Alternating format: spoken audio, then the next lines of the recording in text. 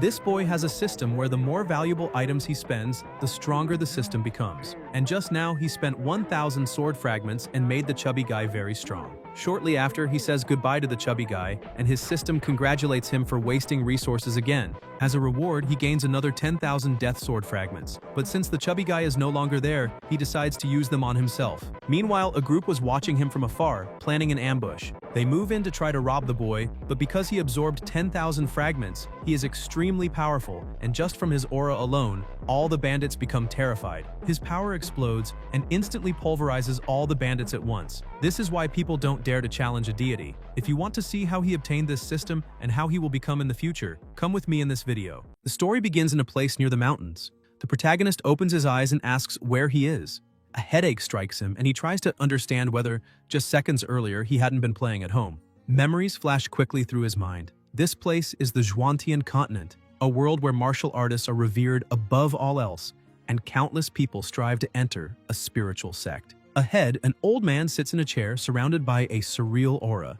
The protagonist recalls that the Star Spirit sect was founded half a month ago, and that the true strength of its leader is still unknown. Today marks the first examination to recruit disciples. However, after transmigrating, he received no items or powers, and he wonders what the point of that is. First, he needs to find a temporary place to stay and wait 2 years until his cheat ability awakens. Suddenly, voices shout for everyone to look, saying that something is coming. People begin to run. An intense light appears and a figure is summoned. It is a woman who introduces herself as Luo Qiangshui, leader of the Star Spirit sect. She announces that on this day, they will not consider aptitude, age, or cultivation level when recruiting disciples. The protagonist realizes this means he also has a chance. Some boys beg to be chosen and comment on the leader's extraordinary beauty. He thinks this is typical of a fantasy world. Luo adds that there is only one requirement. Within 1 hour, whoever can deliver 10,000 spirit stones may join the sect. A voice asks if they heard correctly, if they really need to pay 10,000 spirit stones. They comment that even one low-quality spirit stone can support a family for a month. If they had one, they wouldn't be there trying their luck. They accuse them of being scammers and say that having a beautiful leader is useless if they act like swindlers. The protagonist observes that even in fantasy worlds, there are blood-sucking businessmen. A boy suggests that everyone should leave. The protagonist reflects that, according to the logic of his previous life, this is like paying first to enter a company and only afterward earning money. At that moment, the invincible big spender system is activated. He looks at it and asks what it is, wondering if it is the result of his 2-year wait. He questions what exactly this system is and decides that the show can begin. The system explains that, as the name suggests, it will make its host strong as long as he continues spending money. He only needs to become a great spender. The rest of the problems will be solved by the system itself. It then displays his data: name Ye Feng, 18 years old, mortal realm, ordinary physique, no martial arts, no skills, no items, and 0 big spender points. New notifications inform him that the system will provide unlimited spirit stones of any type, with the immortal spirit crystal being the circulating currency in this world. However, he must understand the concept of major spending. Small spending does not count, and wasting large sums without judgment only leads to loss. Only by spending in the correct proportions can he earn points, in addition to completing random missions assigned by the system. Reckless daily spending on expensive products may result in point loss, and improper excesses will lead to corresponding deductions. Big spender points can be used to raise the user's realm, increase proficiency in martial arts, extract abilities, and even acquire special items. The protagonist concludes that this is not about spending without thinking. He may be rich, but he is not foolish. The system then assigns a mission: join the Star Spirit sect. If he succeeds, he will receive 100 big spender points. If he fails, 100 points will be deducted. The mission can be rejected. Ye realizes he has truly been given a choice. An old man questions whether everyone there isn't from poor families and asks if this was done on purpose to prevent recruitment. Luo replies that she knows this, but the decision not to become members is theirs, not hers. Even if their parents knew, there would be nothing they could do. She thinks her father must have gone mad when he told her to open a sect in that place, saying it would help sharpen her mind while she stayed there. But to her, it is clearly only delaying her cultivation progress. However, her father does not know that in her previous life she was a saint of the Eternal Sanctuary, who fell victim to a conspiracy and was reborn in this world. For her, ascension is all that matters. She must cultivate without pause to reach a higher level. After passing the tribulation and ascending to the upper realm, the first thing she will do is inform her master about her downfall. If she does not eliminate those people with her own hands, then her name is not Luo Qianshui. The sect leader tells Elder Bai that they should leave, since there is no way anyone will appear to hand them 10,000 spirit stones. Even if someone truly had that amount, why would they waste it all on a newly established sect like theirs? At that moment, a voice speaks up, saying that since the sect is newly created and must be short on resources, this disciple is willing to provide 100 low-quality spirit stones. Luo asks how that is possible and discovers it is the protagonist. The elder then asks if he is saying he is willing to give them 100,000 spirit stones. Yes smiles and thinks that in that case he might as well play the fool and join them. He releases energy and summons a ring. The sect leader takes the ring, checks it, confirms that there are indeed 100,000 spirit stones inside, and wonders how they managed to make a madman like him decide to join the sect. Luo coughs lightly and says the sect does not even have a proper place for him to live, asking if he's sure he wants to join. The protagonist tells her not to worry since he can hire people himself to build a place within the sect. The leader insists they are extremely poor, lacking students and resources, and that he is completely mistaken about them. Ye tells her to relax. If cultivation resources are lacking, he can buy them. He will purchase whatever is necessary. At the same time, he wonders why this fairy-like sect leader seems determined not to let him join. Luo grows irritated and wonders where this lunatic came from, wanting to use money to buy cultivation resources as if he had completely lost his mind just to enter her sect. She tells him to be quiet and asks if he cannot see that she does not want him as part of the sect. She makes it clear that even if he becomes a member, she will not oversee his cultivation training. He will not learn much there, and will have to rely entirely on himself for everything. The protagonist is surprised and thoughtful at the same time. The leader believes he is hesitating and thinks that, as expected, after hearing all that, anyone would be afraid and leave. However, Ye tells her not to worry, that he wants nothing from her, and thinks that this way he can complete missions freely without anyone restricting him, wondering where else he would find a sect as good as this one. Luo ends up kneeling on the ground. Feng does not understand what is happening and calls out to her. The sect leader thinks he spent 100,000 spirit stones just to enter, and wonders how he can be happy about that. It irritates her deeply, and she is certain the heavens sent him to torment her. She even draws her sword, but the elder tells her to stop making things harder for herself. He is the only disciple who meets the requirements. He has already joined the sect, and now she cannot reject him. Meanwhile, the protagonist remains confused about the whole situation. Luo declares that from that moment on, he is officially a disciple of the Star Spirit sect. The system congratulates him for completing the mission, informs him that he received 100 big spender points as a reward, and also congratulates him for spending 100 low-quality spirit stones, saying that during that event it was a reasonable amount to spend. Ye thinks that his spender points have finally begun increasing at an aggressive pace. Although he still does not know much about the specific uses of these points, he considers it better than nothing and wonders whether there are other missions available and what he should do if there are no high-spending missions. The system then notifies him about high-spending activities and tells him to look for a quick prompt, explaining that there is no direct link between the amount of resources consumed and high-spending points, as long as there is relevant activity during the spending. Feng comments that since he is the only disciple in the sect, that means he has become a direct disciple. Luo replies that it does not count because the sect does not accept direct disciples. She thinks that although she said she would not take care of disciples, she promised her father she would be responsible for their cultivation training in the future, but it seems he truly wants to be her direct disciple, and that is not going to happen. The protagonist then tells her to name the price because he is rich. The sect leader is surprised and wonders if he intends to buy the position of direct disciple as well. She says it is interesting and states that it is possible, as long as he hands over 100,000 high-quality spirit stones. If he can truly produce that amount, the sect will make an exception and accept him as a direct disciple. Ye shows surprise. A gust of wind sweeps through the area. Feng asks what she just said. Luo simply smiles and reflects that his confidence will surely disappear. After all, they are talking about 100,000 high-quality spirit stones. Not even a third-rate sect could gather such a fortune, so how could a mere mortal manage it?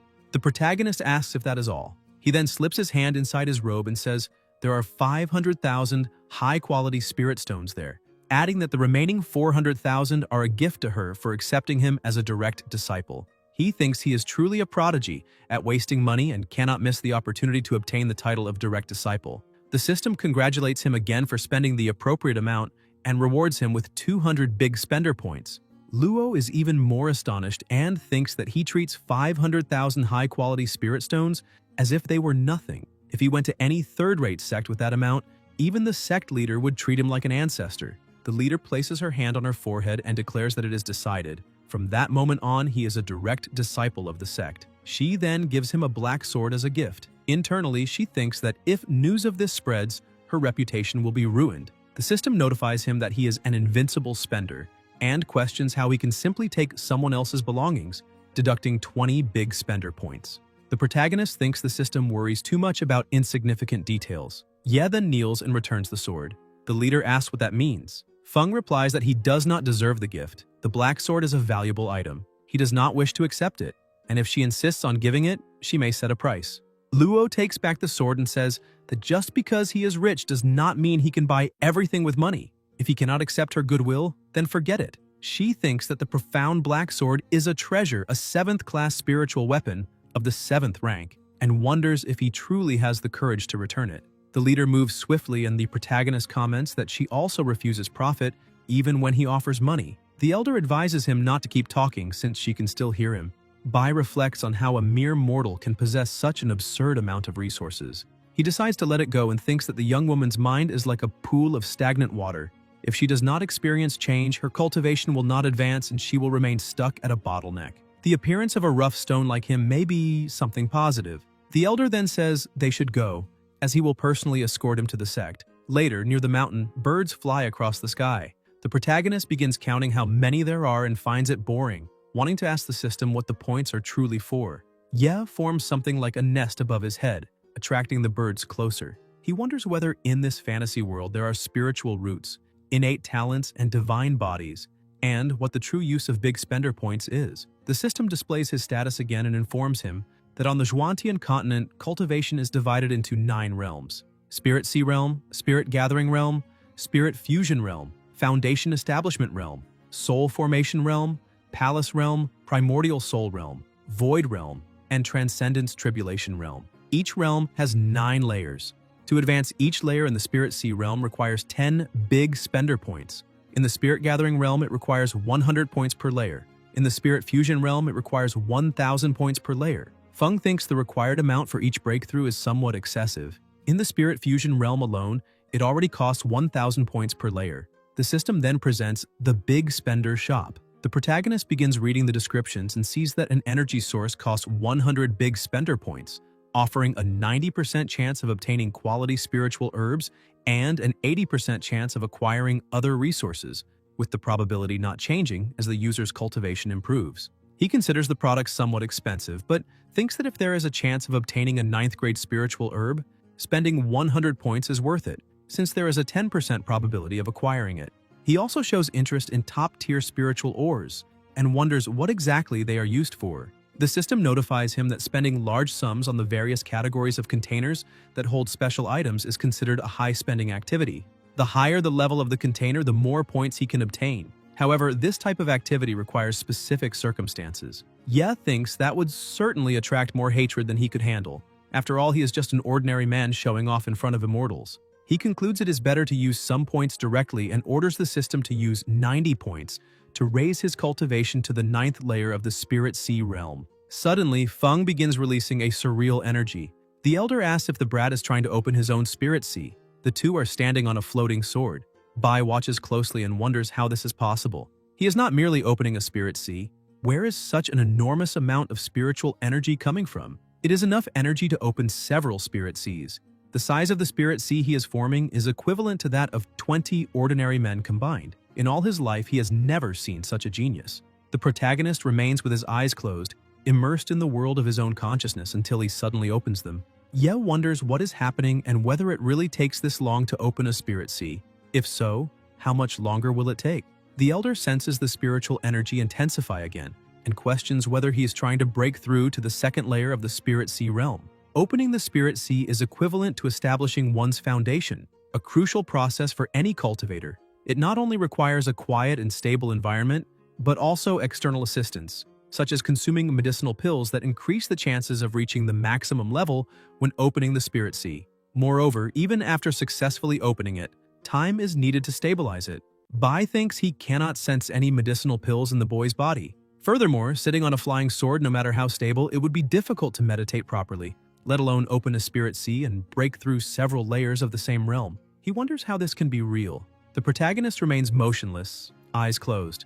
The elder, still in disbelief, mutters, "Spirit Sea Realm, 3rd layer. Spirit Sea Realm, 4th layer. Spirit Sea Realm, 5th layer." Ye keeps his eyes shut. The elder, increasingly indignant, questions whether he has already reached the 9th layer of the Spirit Sea Realm. Feng then awakens and thinks that, unexpectedly, it took a full 10 minutes to complete everything. He had imagined it would be done in an instant, opening the Spirit Sea and reaching the peak of the 9th layer in just 10 minutes. If his master finds out, will she consider him a useless disciple? Bai reacts to the word useless and wonders if he is calling that trash. If he is trash, then what would he himself be? He recalls that when he had sufficient resources to cultivate, it took him 8 months of hard work to reach the 9th layer of the Spirit Sea Realm. And that was under the condition of possessing a powerful technique and guidance from an experienced cultivator. He then understands why the boy showed no interest in the sex techniques. He probably already has an extraordinary cultivation method. The protagonist asks what technique he is talking about since he has no technique and no spiritual roots. The elder states that is impossible. Bai places his hand over the boy's head, using sensing energy to examine his body, and steps back in shock upon confirming that it is true. He truly has no spiritual roots. Ye asks why he would lie. The elder wonders whether he really opened a spirit sea or whether it is some special type of sea, like a vast ocean. He decides they will have the master personally examine his condition, and thinks that since he is not his disciple, he will let the young woman deal with this strange problem. The two then continue forward.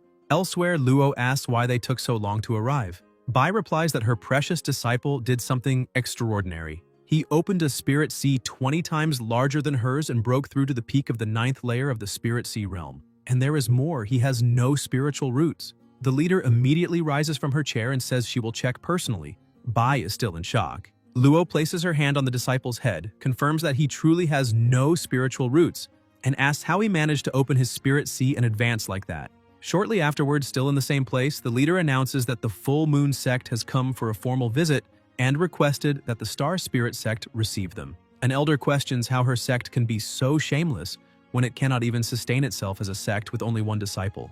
Luo grows irritated, thinking she already hates this situation. That strange disciple is troublesome enough, and now another setback appears. She wonders when she will be able to cultivate in peace and questions what exactly brought those people there. The man asks if she is the leader of the Star Spirit sect and says he heard that to join the sect one must pay 100,000 low-quality spirit stones. He says he was shocked when he heard this and, for that reason, brought his disciples to test the one who recently entered through that method.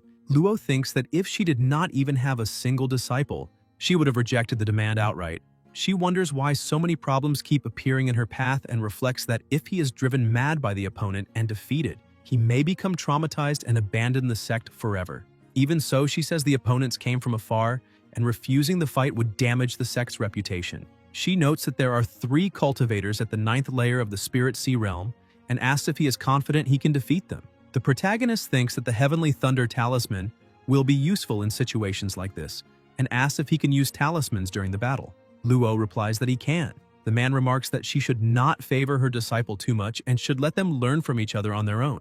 Ye smiles and begins to summon something. They are Heavenly Thunder Mountain talismans. Everyone is shocked and comments that there are so many talismans. The man grows indignant because each talisman can release a 9th grade aura wave, the highest classification, and each one equals a strike from a cultivator at the 9th layer of the Spirit Sea Realm. No matter how many disciples fight him, they will not be able to win. Feng orders the Heavenly Thunder talismans to explode. The 3 boys protest, asking how that can be called a fight and telling him to stop. The protagonist is excited, saying it is very fun.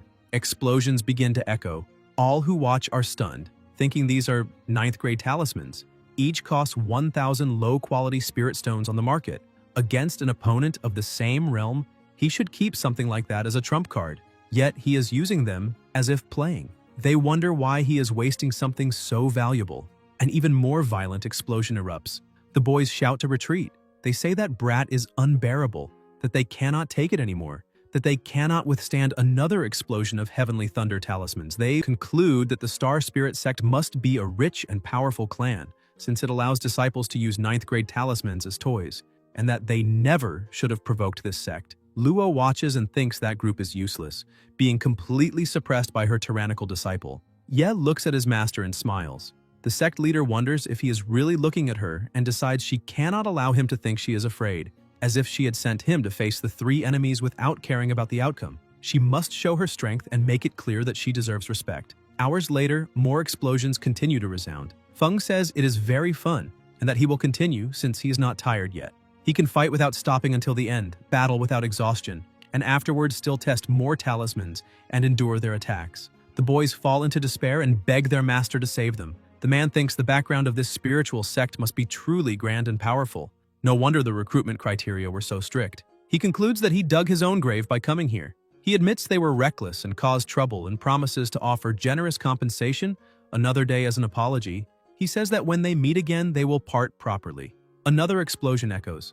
Luo watches coldly and asks if he thinks the Star Spirit sect is a place one can enter and leave at will. She states that he is in the primordial soul realm, a powerful cultivator of that level. The man thinks the sect leader is only at the peak of the soul formation realm and that, with her strength, she could annihilate the full moon sect alone.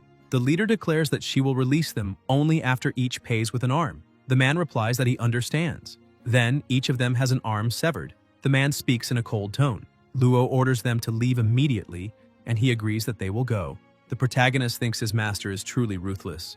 The leader tells him to put away the heavenly thunder talismans and thinks that this time she failed to drive him away. Ye asks if he can help her with anything, and the master asks with what. Feng replies that there are still more than 9,000 talismans left and that they cannot simply throw them away like that. Luo hesitates to speak, tries to calm herself, and thinks she must maintain her image as a saint. Yet she feels that the disciple is greatly underestimating the value of those powerful talismans. She questions why she should care so much since she cannot simply curse him. She tells him to hand them over, thinking that it seems he still has many things stored away. The two then begin a truly immersive game of wasting talismans. They keep counting how many are left, until an intense light bursts forth. The sect leader watches in silence. A voice calls out to her, telling her to stop cultivating all day and come watch the fireworks with him. Luo replies that they can go by themselves as she has no time for that. Her junior sister insists that she should not be so rigid. Cultivating too much is not good, and from time to time one must relax. Otherwise, when the moment of final breakthrough arrives, she may regret not having enjoyed life and asks whether that would not be even more painful. Luo reflects that she may be right. After all, one only lives once. Meanwhile, the elder is fast asleep, snoring loudly. Suddenly, an extremely bright light appears along with a thunderous boom. Bai wakes up in shock and asks if it is an enemy attack. Lightning begins to fall. He looks more closely and realizes he was mistaken. They are just heavenly thunder talismans. He hurriedly gets up, puts on his coat, and asks what on earth they are doing. The sect leader tells him to sit with them as they are only destroying heavenly thunder talismans. The protagonist suggests they burn them all together and have fun, since they are very tired. The elder calls it absurd, saying he is doing something extremely foolish. A single piece of those talismans is worth thousands of low-quality spirit stones, and even if the Star Spirit sect is rich and powerful, they cannot waste resources like that. He also scolds his lady, asking how she can act so recklessly. He says those stones are worth a great deal of money. Then Bai notices something different. The protagonist comments that he is already very old, makes too much noise while sleeping, and can use those 100,000 high-quality spirit stones to buy a tonic and strengthen himself. The elder asks if he is mocking this old man and declares that despite his age, he is still full of vigor. He asks when the youngsters will finish throwing everything away and orders them to hand over the remaining talismans to him. He quickly gathers the talismans scattered across the ground. The system congratulates the user for spending once again and informs him he will be rewarded with 100 spender points. Feng observes and thinks that this method really works. Next time, he can spend some spirit stones and ask the elder for help again. The next day, a massive crater marks the ground. Bai is exhausted and thinks he has lived too long, unable to believe the day has come when he became physically and mentally drained just from burning a few talismans. He says that in the future they should come to him if there are more problems. He's not that old yet and still has plenty of strength. The sect leader reflects that although the sect has only 3 people, she feels that something great will happen in the future. She comments that he is one of the 8 elders of the Polaris sect and that he sold himself for only 100,000 high-quality spirit stones. Bai replies that it is not about spirit stones but about preserving this old man's dignity. The system once again congratulates the user. He successfully wasted money on the spender product of the day and will be rewarded with 1,000 spender points. The protagonist thinks he has managed to raise his cultivation level, and that with the remaining points he can buy 5 containers of any type in the shop. Currently, the sect has only 3 people. If he relies solely on the old man to earn points, it will be far too slow. If he had a junior brother to guide, he could obtain points several times faster than now. To help his master make the sect 100 times better than before, he must take on all expenses. That way he will have no difficulty accumulating big spender points. Suddenly, someone knocks on the door asking for permission to enter and whether the sect is still recruiting disciples. A pressure spreads and the ground cracks.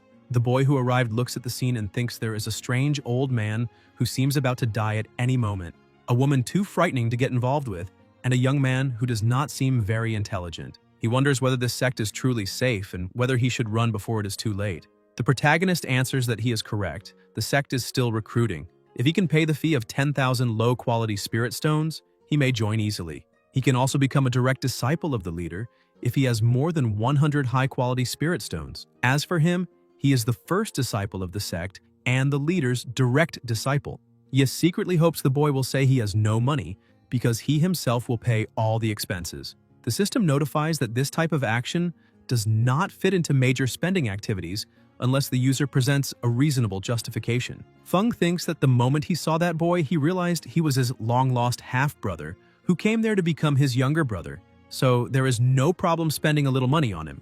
New notifications appear stating that the user's explanation seems valid and that he should spend the appropriate amount of high-quality spirit stones on him. The boy comments that before climbing the mountain to get there, he heard people saying that the condition to enter the sect was somewhat strange, as they do not consider age, aptitude, or cultivation. He had doubts, but asks if it is really true that with 100,000 high-quality spirit stones, one can even buy the direct tutelage of the sect leader. The protagonist touches his shoulder and asks him not to leave yet and to think it over. The boy replies that he cannot, he is in a hurry. At that moment, a spirit manifests and suggests that he remain in that sect. When he finishes his own matters, he will look for him, and until then he should stay there so he can be at ease.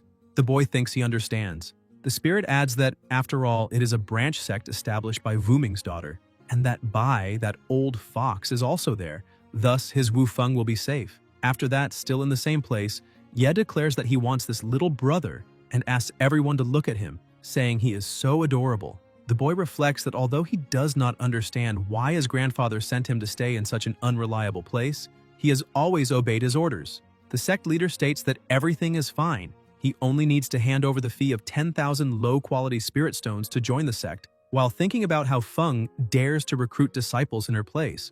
The inconvenient part is that she is responsible for all his actions now that he is a member of the sect. The positive side is that the newcomer apparently does not want to stay there, so she can send him away quickly. The boy hands something over and says that there are 10,000 low-quality spirit stones and that she can check if she wishes. He thinks there must be a reason for his grandfather to have ordered him to remain there. Luo coughs lightly and says she needs to clarify something first. Even if he pays the fee, he will not have access to any sect benefits. He will not receive resources or cultivation techniques, and most importantly, she will not take care of his cultivation. She asks if he is still sure he wants to join.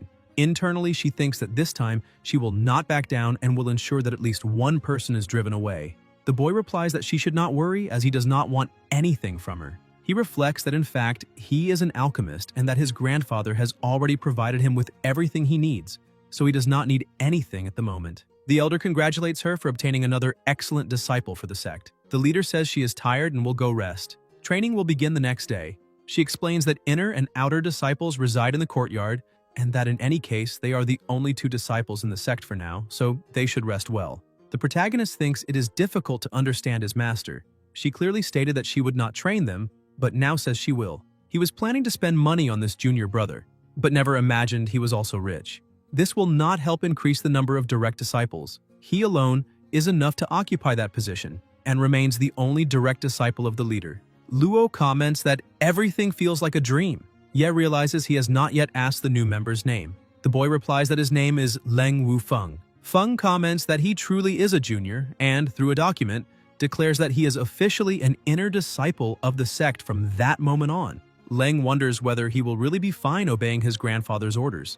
That guy seems to have a screw loose and is the most unpredictable person there. The next day, the protagonist says he has already moved into that room and asks about his. Wu Feng replies that he has also arranged everything and invites him to come in and sit for a while. Ye smiles, enters, and looks around the surroundings. He is surprised to discover that he is an alchemist. Leng confirms that he is. Professionals such as pill alchemists, weapon masters, talisman specialists, and array masters are extremely valued and hold high status.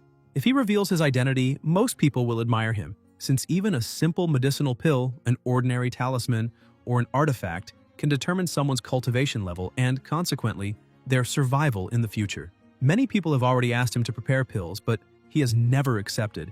Now that he has become a member of the sect and met his senior brother by chance, he will certainly ask him to produce pills, and then he will be satisfied seeing his reaction. Moreover, if he tells his senior brother that he is actually a specialist who has reached the 9th layer of the spiritual fusion realm, the maximum level, he fears he might shock him to the point of collapse. Feng remains standing still, merely observing the surroundings. Wu Feng asks what is wrong with his reaction and why he seems so uninterested. He questions whether he should not be more surprised and praise him non-stop, yet he only received a dull response. The protagonist then asks if he knows which third-grade spiritual herb is the most valuable. Leng replies that ghost bamboo grass, snow spirit flower, purple thunderfruit, and fantasy mushroom are among the rarely found herbs and are valuable even to 9th-grade pill alchemists. Yes says he already knows and thinks that the system mentioned exactly those items: ghost bamboo grass, snow spirit flower, and purple thunderfruit. He then opens 4 bottles of each herb in the shop. The system notifies that the user spent 1,200 big spender points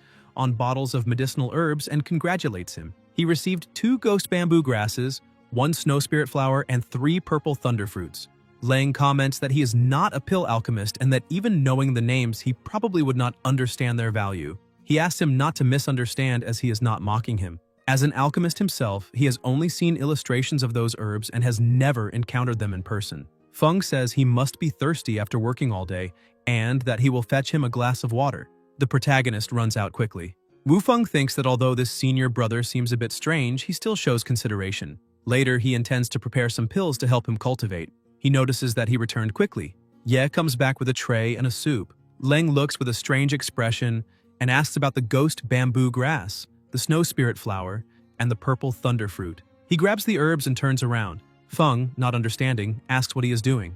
Leng thinks that such precious and rare spiritual herbs were mixed like that in water. He never imagined seeing items so hard to find across the entire continent. He begins to say that those herbs are actually extremely valuable, but notices they disappeared from his hand. The protagonist explains that he heard that even if spiritual herbs mixed with water are not as effective as medicinal pills, they are still useful for cultivators like them. It was his fault he thought those few herbs would be enough. It seems the gift was not appreciated, but from the beginning they were luxurious items. Leng tells him to wait and states that they are exactly the rare herbs he just mentioned. He goes to verify if they are authentic and is shocked. The system congratulates the user for successfully spending again and grants 1,500 spender points as a reward. In Leng's room, Ye thinks that he earned points. He received 500 for each crushed herb, spent 1,200, so he made a good profit. Wu Feng states that if he does not understand the potential of those herbs, he should ask first. For alchemists, they are priceless. Herbs like that are so rare that not even his grandfather saw one in his lifetime, and he cannot believe they were destroyed in that manner. Feng sighs and comments that he did not imagine those herbs were the same ones mentioned moments ago. He had no idea. In any case, they were already crushed, so it is better to clean up the mess and rest. He says he will take his leave. 5 minutes later, a basin is filled with water, and the protagonist puts his feet inside, saying his legs are becoming soft and numb, as expected from spiritual herbs. Ye's skin gradually begins to darken. Wu Feng knocks on the door and says he does not know how he obtained those herbs, but he needs to warn him of something. He's not being greedy, not at all. The 3 herbs can be used together or separately as medicine, but when ghost bamboo grass is mixed with purple thunderfruit, a toxic poison is formed. It is not fatal, yet it can cause serious problems. Meanwhile, inside the dormitory, Feng panics and asks what is happening, why his legs turn so dark and why he cannot feel anything. Leng thinks the situation is serious. Wu Feng breaks the door down and finds him with his feet immersed in the herbal water. The protagonist, desperate, asks what happened to his leg. He recalls that Leng had explained the importance of the herbs and questions what he should do. Has he become crippled? Can he still be saved? He begs him not to say that the leg will have to be cut off. Leng states that he really used that kind of herb to soak his feet. The system congratulates the user for spending heavily again. It grants 1,500 big spender points and informs him that it can remove the toxins from his legs for 1,000 points. Ye feels tempted and thinks that those herbs were not only for showing off. With so many accumulated points, he wanted to experience a luxurious life for the first time and enjoy the medicinal effects of those rare herbs. But everything turned out differently than expected. Wu Feng says he came to warn him that if ghost bamboo grass is mixed with purple thunderfruit, the combination becomes highly poisonous. Ye thinks about using 1,000 spender points to remove the toxins from his legs. Feng looks down and realizes they are no longer dark. Lang is extremely shocked and wonders how that is possible, since this kind of poison should be very difficult to eliminate from the body. He then asks why he is soaking his legs again. The protagonist thinks it is great to soak them once more, and that it does not matter if it is highly toxic, because he can use points to heal himself. After all, it is relaxing, and besides, if someone gets poisoned, he can spend points to cure that person as well. He says the basin is big enough for 2 people and asks how about soaking their feet together. He assures him the feeling will be wonderful, like being in 7th heaven, and that they do not need to worry about toxins because he will take care of it. Wu Feng thinks that water is definitely poisonous and feels afraid to put his feet in it. He says it is better not to, and wonders whether he should report what happened to the sect leader, since regardless of whether those herbs belong to the sect or not, they are still priceless treasures. Leng reflects and decides it is better not to, because he is not someone who reports others. Meanwhile, in the dormitory, the protagonist asks the system to consume another 100 points to eliminate any remaining toxins. In addition, he uses 900 points to raise his cultivation to the peak of the 9th layer of the Qi gathering realm. In the main hall of the sect, the leader comments about Ye and asks who the hell he really is. The elder replies that they still do not know, but with time, his true nature will naturally reveal itself. And he asks whether it is not interesting to uncover, layer by layer, what lies behind that mysterious veil. He thinks the most important thing is that Ye has the power to disturb her state of mind. Luo says she feels as if that idiot was sent by the heavens to torment her, and there is also that Leng who seems to be the same type. Suddenly, an energy begins to move in the air. The two watch carefully. The leader states that the source comes from the residence of the inner disciples. The elder asks if he had not just reached the peak of the Spirit Sea realm, and whether he is now preparing for another breakthrough. Bai thinks about Fang and wonders if this is once again a continuous ascent with an explosion of breakthroughs. He says they should go first, but that boy will not be defeated easily. The pressure around them increases, accompanied by overwhelming energy. The elder begins to announce first layer of the Qi gathering realm, now second layer, already third, fourth, fifth layer. An intense light bursts at the top of the mountain. Bai, stunned, declares that he reached the peak of the 9th layer of the Qi gathering realm and questions whether, with one more step, he will reach the spiritual fusion realm. Suddenly, everything stabilizes. Luo says it seems to have ended. The elder, even more shocked, says that in 5 minutes, without spiritual roots and without a master's guidance, he directly broke through from the peak of the 9th layer of the Spirit Sea realm to the peak of the 9th layer of the Qi gathering realm. He crossed an entire realm in one go, and even faster than when he went from 0 to entering the Spirit Sea realm at the beginning. His cultivation speed can be considered number 1 across the entire Zuantian continent. The leader comments that it is no wonder he was so confident before. It seems he truly does not need her guidance. She asks whether he thinks that in just a few days, he will surpass her as well. Bai thinks she praised him too much. The young Mrs. talent for cultivation has always been the greatest in the sect, yet even she took half a year to go from the Spirit Sea realm to the Qi gathering realm. To comfort her a little, he explains that although it is true that breakthroughs become easier as one reaches higher realms, they do not depend only on opportunities. Cultivation resources and supporting elixirs are required. This requirement becomes even more evident upon reaching the foundation establishment level. If Ye wants to reach it, he will need to cultivate diligently. He hopes everything truly stabilizes like this, otherwise it will be a great blow to her. In another place, Leng wonders whether that is really his unreliable senior martial brother, and thinks he is terrifying because he advanced from the Spirit Sea realm to the peak of the 9th layer of the Qi gathering realm in a single breath, while he himself is still satisfied with his current layer. He questions whether his senior martial brother is even human and concludes that it is interesting. No wonder his grandfather asked him to remain in that sect. He will certainly stay there and work hard. The next day, the protagonist looks at the system, which displays his now much higher status. He notices that only 310 points remain and comments that it is a waste. Did he get dizzy from the toxic water yesterday? He spent 2,000 valuable points for nothing, and now only a few are left. He decides to wait a little. Ye takes out a pill and asks what exactly this 3rd-grade profound cleansing pill is, what the 9 stripes on the seal mean, and whether it is something like a 9-striped dragon. He says he does not understand and should look for Brother Leng. He will quickly use these pills and also bring some rare spiritual herbs.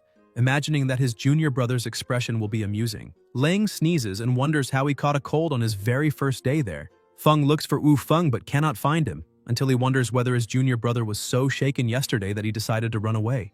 The elder asks if he is looking for his partner, and the protagonist asks whether he has seen him. Bai replies that after learning Lang is a third-grade alchemist, the sect leader took him early to the nearby city to buy spiritual herbs, and says he will help him find him. A bird approaches and lands on his head. Feng reflects that he did not expect the city to be so far away. It is 5 hours by flight, and he wonders whether he should ask Elder Bai about other uses of those herbs. He asks if he has heard of ghost bamboo spirit grass, white soulflower, and purple thunderfruit. The elder replies that among third-grade spiritual herbs, those three are among the rarest, and, for alchemists, they are priceless. He does not know much beyond that and says it would be better to ask Wu Feng. Feng comments that they truly are precious. No wonder his junior brother said he was wasting valuable resources by using them for a footbath. They continue flying on the sword until Bai asks whether he really used the 3 rare herbs to soak his feet. The protagonist replies that he should try it too. However, combining ghost bamboo spirit grass with purple thunderfruit produces a strong toxin, so next time he will get some for him. The elder asks if he managed to obtain more and says that if he gets those herbs again in the future, he should remember to save some for this old man. After 5 hours, they arrive at the city. Bai tells him to walk around for now, as he needs to take care of something and will look for him later, but emphasizes that he must not cause trouble. Old Bai walks away and thinks he can finally meet his brothers to drink wine among flowers. Feng looks around and wonders what the Sea-High Pavilion is. Qingshan Smithy seems like a good place to forge weapons, and Wangchun Tower, with so many women outside, must be an entertainment venue.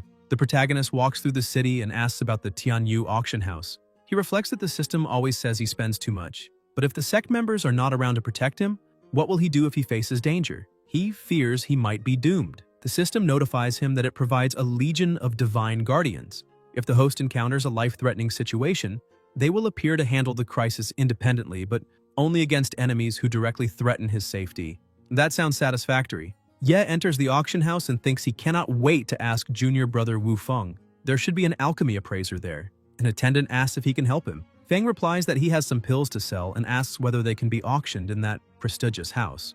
The staff member informs him that a 6th-grade alchemist is responsible for evaluating pills and leads him to him. A person approaches. It is Cao Shan, who asks what grade the pill he wishes to auction is.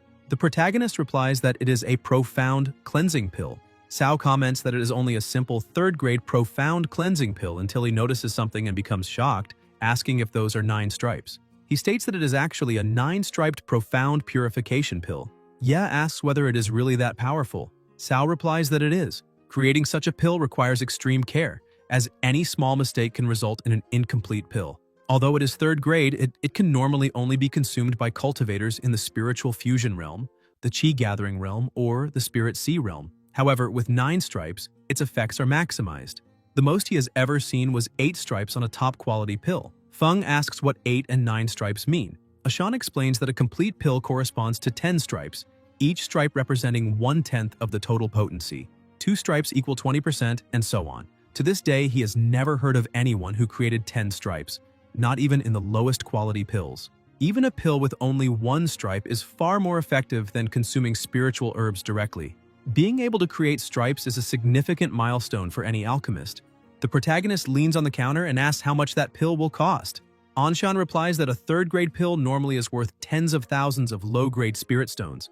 But this profound cleansing pill not only removes impurities from the body, it also has 9 stripes. The exact value is hard to estimate and will probably only be determined at the auction. Surprised, Ye asks whether this seemingly insignificant pill is really worth tens of thousands of low-grade spirit stones. Cao finds it strange to hear him call it insignificant, and Feng asks when the auction will be held. Anshan says today is a lucky day, as there will be an auction that very afternoon. The protagonist says he has another identical one and asks whether they can contact the auction house manager to include both pills in the afternoon event, adding that he will come back later to collect the spirit stones once they are sold. He mutters that this miserable pill is unexpectedly so expensive and that he wants to see how many big fools will bid on it.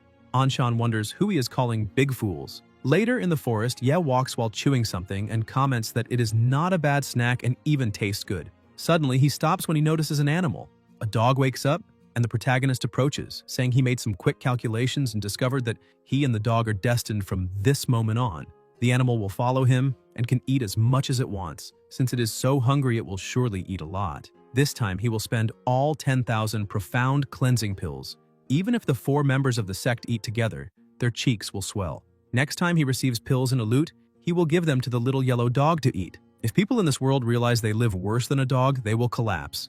After eating a lot, the dog lies down and Ye calls it to take a bath first, saying that afterward it will start working for him. A few minutes later at a restaurant, Feng enters carrying the dog in his arms. The protagonist goes upstairs, but the animal is still dirty, and an employee stops him, saying dogs are not allowed inside. Ye asks how many spirit stones are needed and tells them to charge the price of a first-class guest room because he wants to bathe his dog. The employee replies that as long as he is there, no amount of money will allow the animal to enter. Feng dislikes the attitude. Soon after, a bucket of heated water is prepared with ducks and fish nearby, and the employee approaches saying that if the water is not hot enough, he can heat another bucket. The protagonist tells him to leave. In the room, the dog takes a bath and the system notifies that it is reconfirming that this expense does not count as extravagant spending. Ye complains that paying 10 times the price for a room does not count as extreme spending and asks what the dog is looking at, telling it to hurry up and clean itself because it needs to start working after the bath. If not for this, he would have easily gained another 100 points this time. Feng holds the dog and says it is so foolish that it should try to increase its intelligence if it ever gets the chance. Later, still in the same place, the dog eats while the protagonist comments that it is just a silly little dog that does not even check for poison and thinks that from now on it will be his hard-working servant. He decides to go out and see if he can find something fun. The dog keeps eating until it raises its head, and the pressure around it begins to increase. An hour later, Ye tells it to hurry up and keep eating, asking whether it became lazy after consuming just over 2,000. The dog awakens and Feng says that if it does not want to eat, that is fine, since he's also too lazy to wander around, so they will sleep together. The protagonist picks it up and walks toward the bed, commenting that being a complete big spender is truly exhausting. While they sleep, the dog begins to glow, and at that moment, Ye has no idea that the animal beside him, after consuming the 9-striped profound cleansing pills, is undergoing a transformation into a beast. Elsewhere, Bai comments that he finally managed to get there, but spent the entire morning out, and the old man beside him asks whether he only ever shows up to ask them to pay for a meal. He replies that at the Purple Phoenix City branch of the auction house, they receive 2 special pills, 3rd-grade profound cleansing pills, and asks whether he knows how many stripes they have. Bai asks about profound cleansing pills and comments that if the matter kept him busy all morning, they must have more than 7 stripes, wondering whether they were refined by those old fellows. Xia replies that they have 9 stripes and that there are 2 pills. He does not know who refined them, but a young man brought them to the auction house to sell. He personally examined them and states that these 2 profound cleansing pills can be considered perfect, very close to the ideal state of 10 stripes. Bai calls out to him and asks whether he knows the name of that young man. Xia answers that he does not. The boy left no name and did not even pay the deposit required by the auction house. He simply handed the pills to an appraiser and left, saying he would return later to collect the proceeds from the auction. Bai immediately thinks of Feng. Xia adds that, based on the information he gathered, that young man does not seem to care about the 2 pills at all and is very likely from some hidden sect or sacred land. Bai continues linking everything to Feng and tells Xia to come with him, saying he will take him to meet someone. The old man asks who it is. Bai replies that his young miss founded a sect, and that the person he will introduce is her direct disciple. Xia questions what is so special about meeting a direct disciple, and Bai answers that he simply does not understand. At the same time, at the auction house, Luo is present, and comments that the 2 of them are very lucky. She did not expect to encounter 9-striped profound cleansing pills, something she has never seen before, just as she was looking for spiritual herbs for him. The leader smiles and says that these 3rd-grade 9-striped pills will be extremely beneficial for both of them, and that today, regardless of the cost, as their master, she will do everything she can to obtain them. Leng becomes excited and thanks her. Luo asks what he thinks about the way she treats them. Wu Feng hugs her leg and says she's very kind. Luo thinks he can admire her all he wants, but her direct disciple is still someone else. Elsewhere, Bai announces that they have arrived. Xia observes that the door seems locked and asks whether he is sleeping. Bai says that a qualified cultivator should not waste precious time sleeping. The elder then breaks the door open and enters the restaurant, noticing several pills scattered in a bowl on the floor while Feng is asleep and so is the dog. The protagonist asks why he is there and whether he has finished his business. Ye notices that the dog is still sleeping and comments that it is always sleeping, asking why it has not finished eating the pills. The dog kicks a few of them aside. Xia says he thinks he just saw something unbelievable and Bai states that those are third-grade, 9-striped profound cleansing pills. He would like to keep them as a family heirloom for future generations, yet a dog is rejecting them. Xia asks whether he, a 9th-grade alchemist and head of the auction house, is inferior to a dog. Bai replies that this is no ordinary dog and asks whether he has not noticed that the natural spiritual energy of heaven and earth is flowing into the animal's body. He explains that although it is extremely rare, at this rate, in less than a year, that little yellow dog may become a demonic beast. There is no demonic bloodline in its body. It is undergoing a direct transformation from an ordinary wild beast into a demonic beast, and its body is completely pure. Xia asks how many third-grade 9-striped profound cleansing pills were given to the dog.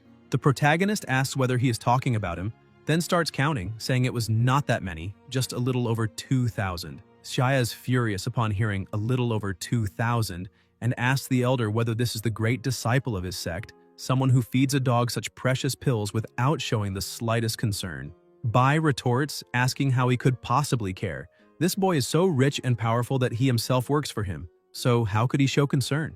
Xia questions whether he is not one of the 8 elders of the Star Spirit sect and an expert of the 3rd layer of the Transcendent Tribulation realm, on the verge of reaching the 4th, and yet claims to be working for a disciple of his own sect. Bai answers that there is no helping it, he gave too much. Ye then asks the elder whether he could help him financially as usual, with 10,000 high-grade spirit stones, thinking there is no alternative since the dog is starting to become picky. He needs to hurry and finish the remaining 7,000 profound cleansing pills and might need assistance. Bai asks whether he is trying to make him help eat the pills and wants to know how many are left. Feng replies that there are still more than 7,000 remaining and that they must be consumed before that night, asking whether he has any problem with his teeth. The elder says he is not old yet and that his teeth are perfectly fine. Xia observes and wonders if he agreed that easily and whether he might be wearing dentures. Feng then pours the pills onto the table and tells him to start eating. Bai looks surprised but begins to eat anyway. The protagonist asks why the little dog is just watching and tells him to hurry and eat the remaining deep, profound pills on the ground, otherwise he will be cooked. Xia remains still, completely stunned, and comments that everyone has gone mad. Ye asks who is the biggest pill eater. Bai keeps eating and thinks he never imagined 9-striped deep, profound, pure pills could be so delicious. Although their effects are no longer useful to him, eating them is still pleasurable. He recalls that he once took 9th-grade deep, profound, pure pills with 5 stripes, and a single pill nearly consumed a 10th of his savings. Although they were effective, the taste does not compare to these 9-striped deep, profound pills, even though they are only 3rd grade. If he had had this opportunity 60 years ago, perhaps everything would be different. Yes says that if he does not want to eat them, that is fine. He can receive 100,000 high-quality spirit stones. Xia says he would not understand. If he and the elder had taken such deep, profound, pure pills in the past, they might have already transcended the heavenly tribulation and ascended to the upper realm, instead of being stuck without seeing a real chance of advancement. He reflects that both of them are at the peak of the 3rd layer of the Transcendent Tribulation realm. Although they could have reached the 4th layer long ago, they did not dare to break through because they are not sure they could withstand the 4th layer tribulation. If they fail, they will perish. The protagonist says he understands and asks if he will be able to help the elder in the future. He states that he certainly will not leave such help unrewarded and suggests 100,000 high-quality spirit stones as compensation, just like that day. Xia wipes the tears from his eyes and asks whether he himself is not from the Star Spirit sect. Then he says it is fine. He will help him. After some time, still in the same place, Ye thinks everything is moving too slowly and wonders when the master and senior brother Wu Feng will arrive. The elder asks whether those 2 deep, profound, pure pills also belong to them and thinks his cheeks are hurting. Perhaps it is better to eat more slowly. Ye confirms that yes, those 2 pills are also theirs. He says these miserable pills can be sold for tens of thousands of low-grade spirit stones and that he only wanted to see who would be the scapegoat. Xia thinks that selling them for 1 million low-grade spirit stones would not be expensive and wonders if he put them in the auction house just to find a scapegoat. The sect leader approaches and says she sensed their presence. They are in the 3rd room on the east side of the 2nd floor. The senior brother and the elder are there. Leng comments that he never expected the master to spend a fortune to get something so good for them. Wu Feng goes upstairs and, holding a box, asks his brother to take a look. Luo is curious to see his reaction and thinks that no matter how rich he is, these pills are not something that can easily be bought with money. This time, everything depended on luck.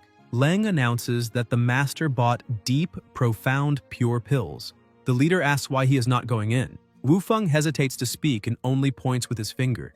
seeing everyone there eating pills. When Luo observes the scene, the box falls from her hands. Her excitement shatters. It is her darkest moment. Everyone is surprised to see her there, and Xia murmurs something about the scapegoat.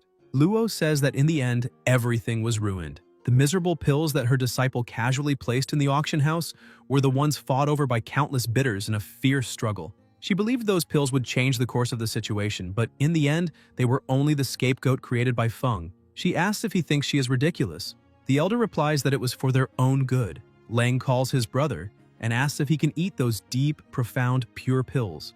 Xia and the elder say at the same time that finally, there is someone to eat together with them. The protagonist replies that of course he can eat as much as he wants until he is satisfied. Wu Feng becomes excited and declares that he will rise with the help of the pills and restore his former cultivation, but the sect leader asks him not to rush like that. Suddenly, Lung notices something: the dog on the ground. He thinks this is not good, because ordinary wild animals are naturally attracted to pills of this kind. If the dog eats them, it will be ruined. Wu Feng tries to grab the dog, but the animal escapes and kicks the pills away. Lang is startled, and Xia comments that as a sect leader she should act with caution when discussing matters, managing finances and providing services, and that considering her role as master, she should have greater influence over her disciples' actions. These precious 9-striped deep cleansing profound pills are priceless treasures, and he gave more than 2,000 to that dog, which is simply an absurd waste. Feng replies that, after all, dogs eat faster than people. Lang says she never imagined she would be living worse than a dog.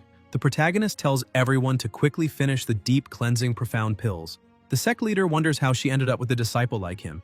An hour later, everyone is lying on the floor, completely full, saying they cannot eat anymore. Ye observes that there are still not enough people, since more than 2,000 pills remain. Feng has an idea, but Luo says he cannot force her to eat. The protagonist insists that she finish them, since a little over 2,000 are left. The leader states that she can guarantee a large sum of money to buy the remaining pills. If they are sent to her father's sect, many talents could be cultivated. Ye replies that it is not that he does not want to sell them. The problem is that he cannot, because all these pills were given by the system, and if he sells the leftovers, he will certainly lose points for not wasting them. Luo says she will pay 10 times the price. Suddenly she realizes something and questions how a sect master can be discussing money with her own disciple. Besides, this disciple with such an inexplicable background does not seem like someone who needs money. She covers her mouth. The protagonist comments that the taste of the pills is really good and asks if she does not want to try one. Luo asks where he got that plate from. She picks up a pill and examines it carefully. 2 hours later, the sect leader also helps finish the pills. Everyone is completely stuffed. The system congratulates the user for successfully contracting and for wasting all the items of the day. Rewards: 1,000 big spender points, 3 9th level 9-leaf resurrection herbs, and 5 units of 9th level grass. Rewarded items that are consumed wastefully do not grant a large number of spender points. The host may use them as he wishes. The protagonist asks whether, besides spender points, the system also grants other rewards. Luo sighs and asks whether, as sect master, he thinks what she is doing is interesting. She says there is no need for cultivation guidance or resources, and on top of that, she ends up earning extra money from her own disciple. The elder comments that he also suspects Ye is less a disciple and more the sect's god of wealth, although an excessively extravagant one. The protagonist asks whether they have heard of the resurrection herb. The leader sighs and says, here he goes again. Xia asks if he is referring to the 9-leaf resurrection herb and says he knows it very well.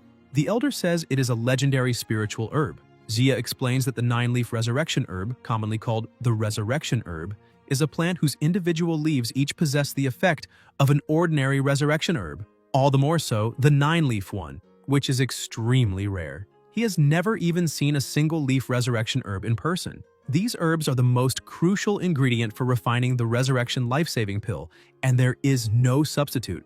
If someone consumes this pill within 24 hours, even if the soul has been extinguished, they can be brought back to life. Xia adds that for any expert in the transcendent tribulation realm, the resurrection life-saving pill is a treasure they would desperately desire. With the protection of this pill, even if the body is destroyed after failing a tribulation, the soul can be preserved, and it will be possible to rebuild the body in the future. After explaining this, he asks why he is bringing it up, and questions whether the elder knows the spiritual bamboo grass, the white soul flower, and the purple thunder fruit. Xia replies that he does. These 3 types of herbs are extremely rare. Although the major sects possess some quantities, and asks what about them. Bai comments that the boy was soaking his feet in those 3 herbs the day before. Xia is shocked and asks what that means. Bai concludes that if he even possesses 9th level 9-leaf resurrection herbs, there is no need to explain much to understand that it is something legendary. And this time, he definitely must not use them for a simple foot bath. The protagonist says he has 3 plants and that using one to soak his feet should not be a problem. He thinks that although he is a rich spender, he is still rich, so he should enjoy what he can. If soaking his feet in a 3rd level herb is already excellent, how could he not try a 9th level one? Xia immediately reacts, saying that under no circumstances can that happen, and asks if he truly possesses 3 9th level 9-leaf resurrection herbs. He tells him to name the price, no matter the cost, he wants all 3. Even if he must hand over everything he owns, he will do it, because 9th level 9-leaf resurrection herbs can refine a pill capable of bringing the dead back to life. Using them for a foot bath is not just wasteful, it is sheer madness. For a moment, everyone falls silent. Ye approaches his master and states that this 9-leaf resurrection herb is a symbol of his filial respect for her. The sect leader thinks that as her personal disciple, he has already given 100,000 high-grade spirit stones, added 400,000 as a gift, and now offers a priceless 9-leaf resurrection herb. She wonders what she is supposed to do in the face of this. The protagonist insists that she simply accept it. Luo feels as if she's being adopted by her own disciple. She thinks that this 9th level 9-leaf resurrection herb cannot be accepted, that this is not right. In the future, when facing tribulations, she herself may need the life-saving pill. Ye declares that he will definitely use a 9th level herb to soak his feet and that no one can stop him. He states that if they help him with some manual labor in the future, it is very likely that one of those herbs will be theirs. Bai asks whether he also has the right to a share and comments that by putting in some effort he could obtain a 9th level 9-leaf resurrection herb. Xia asks what he thinks he is doing. Bai retorts that the herb belongs to him and he should not even consider it. Xia replies that it is nothing serious. He simply feels that he might obtain one of those herbs. Bai tells him to quickly return to his place and that he will take care of the sect's affairs. Leng thinks that if senior brother truly uses a 9th level herb for a foot bath, perhaps she can join him, even if only for a moment. Xin pushes Bai. They say that in ancient times there were those who honored their fathers, and now Xia is surrendering. Xia comments that he spent half his life wandering and only regrets not having joined the sect earlier. He says that if little Qianshui does not mind, he wishes to become an honorary elder of the Star Spirit sect and asks whether she can grant this. The sect leader replies that he is a 9th level alchemist with formidable cultivation at the 3rd layer of the transcendent tribulation realm, whose auction house covers nearly 1/5 of the continent, and yet he still wants to join the humble Star Spirit sect. Xia confirms that he does. He recalls that when she was young, he held her in his arms and says that if she disagrees, he will speak to her father. He thinks that this boy can casually take out 3 legendary herbs and offer them as gifts, while still intending to use them for a foot bath. That means such treasures are not so important to him. Therefore, he must possess even more extraordinary things. If he does not act quickly, he will lose the opportunity. Luo asks about his auction business, and Xia replies that he will leave everything in the hands of his unreliable son. Bai comments that he is ruthless. Xia responds that he has always wanted to see that helpless expression on his face and states that who receives the resurrection herb will depend on each person's performance. Luo questions what the purpose of all this is and thinks the situation has gotten out of control. She did not want to expand the sect. It was already surprising to gain 2 new disciples out of nowhere. And now a 9th level alchemist also appears wanting to join. The protagonist suddenly asks whether any of them know about the golden silkworm star gem. Xia asks if he possesses such gems. Ye replies that he does not. He was only asking. He notices that everyone is staring at him as if they want to devour him alive, and concludes that this golden silkworm star gem must be even more incredible than the 9-leaf resurrection herb. Bai states that he certainly has star gems hidden and simply does not want to admit it. Leng asks where he summoned the god of wealth from and how he can have everything. Someone begins to tremble. It is the sect leader. She orders them to return to the sect immediately. Bai asks if something happened. Luo replies that it is nothing serious, only that her father has arrived and said there is an important matter to discuss, but she feels that he is there merely to inspect the sect. After 5 hours already at night, the sect leader returns with everyone. Qianshui announces that she is back and that she truly disappointed him. The old man keeps a serious expression and the pressure around them becomes intense. She asks why her father appeared so suddenly. He replies that he is disappointed. The previous day was the recruitment for the Star Spirit sect, so where are the disciples? He thought she would be excited. that someone would offer him tea upon arrival. He brought many things to distribute among the disciples, but there was not a single person. He waited alone until late and no one returned, so he had to send a message. Luo coughs and points out that those two are the recruited disciples. The one on the right is Ye and the other is Lung. Luckily, she has these two to serve as proof that the sect exists. She asks her father not to be angry and explains that she accepted Feng as her personal disciple. Deep down, she thinks that in her previous life she was an orphan and now wants to cherish her loving parents. The old man repeats personal disciple and recalls that his precious daughter since childhood only cared about cultivation. He asks what spiritual root he possesses. Qianshui answers none. He asks about talent. Luo answers none. He then asks about cultivation level, and when she tries to respond, he interrupts and concludes that this fellow is basically useless. So how did he become a personal disciple? Qianshui explains that he bought the position with 500,000 high-grade spirit stones.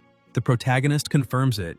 The old man repeats that he bought the position and states that even as a flawed sect master, one should not accept a direct disciple lightly. He says he does not remember teaching her that way and that if she lacked money, she could have asked him. Luo tries to explain, but Xia interrupts, saying Feng must be tired from standing and can sit down to rest. Bai reacts, asking if he has gone mad acting like this in front of the master, and comments that the weather is getting colder. They cannot let Ye catch a cold. Both begin flattering Feng. The old man observes the scene and asks whether Bai is still an elder of the Star Peak sect and how Xia, an old man like him, ended up in his daughter's sect. A few minutes later, he asks if it is true that a dog ate more than 2,000 nine-striped deep cleansing pills and even received a legendary 9-leaf resurrection herb. He declares that this is not a personal disciple, but the very god of wealth himself. Not only the Star Spirit sect, but the entire Star Peak sect would treat him like an ancestor.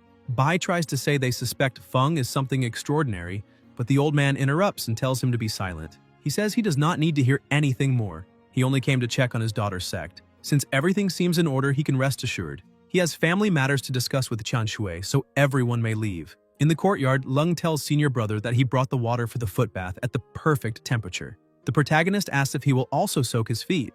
Wu Feng replies that he will do so after he finishes.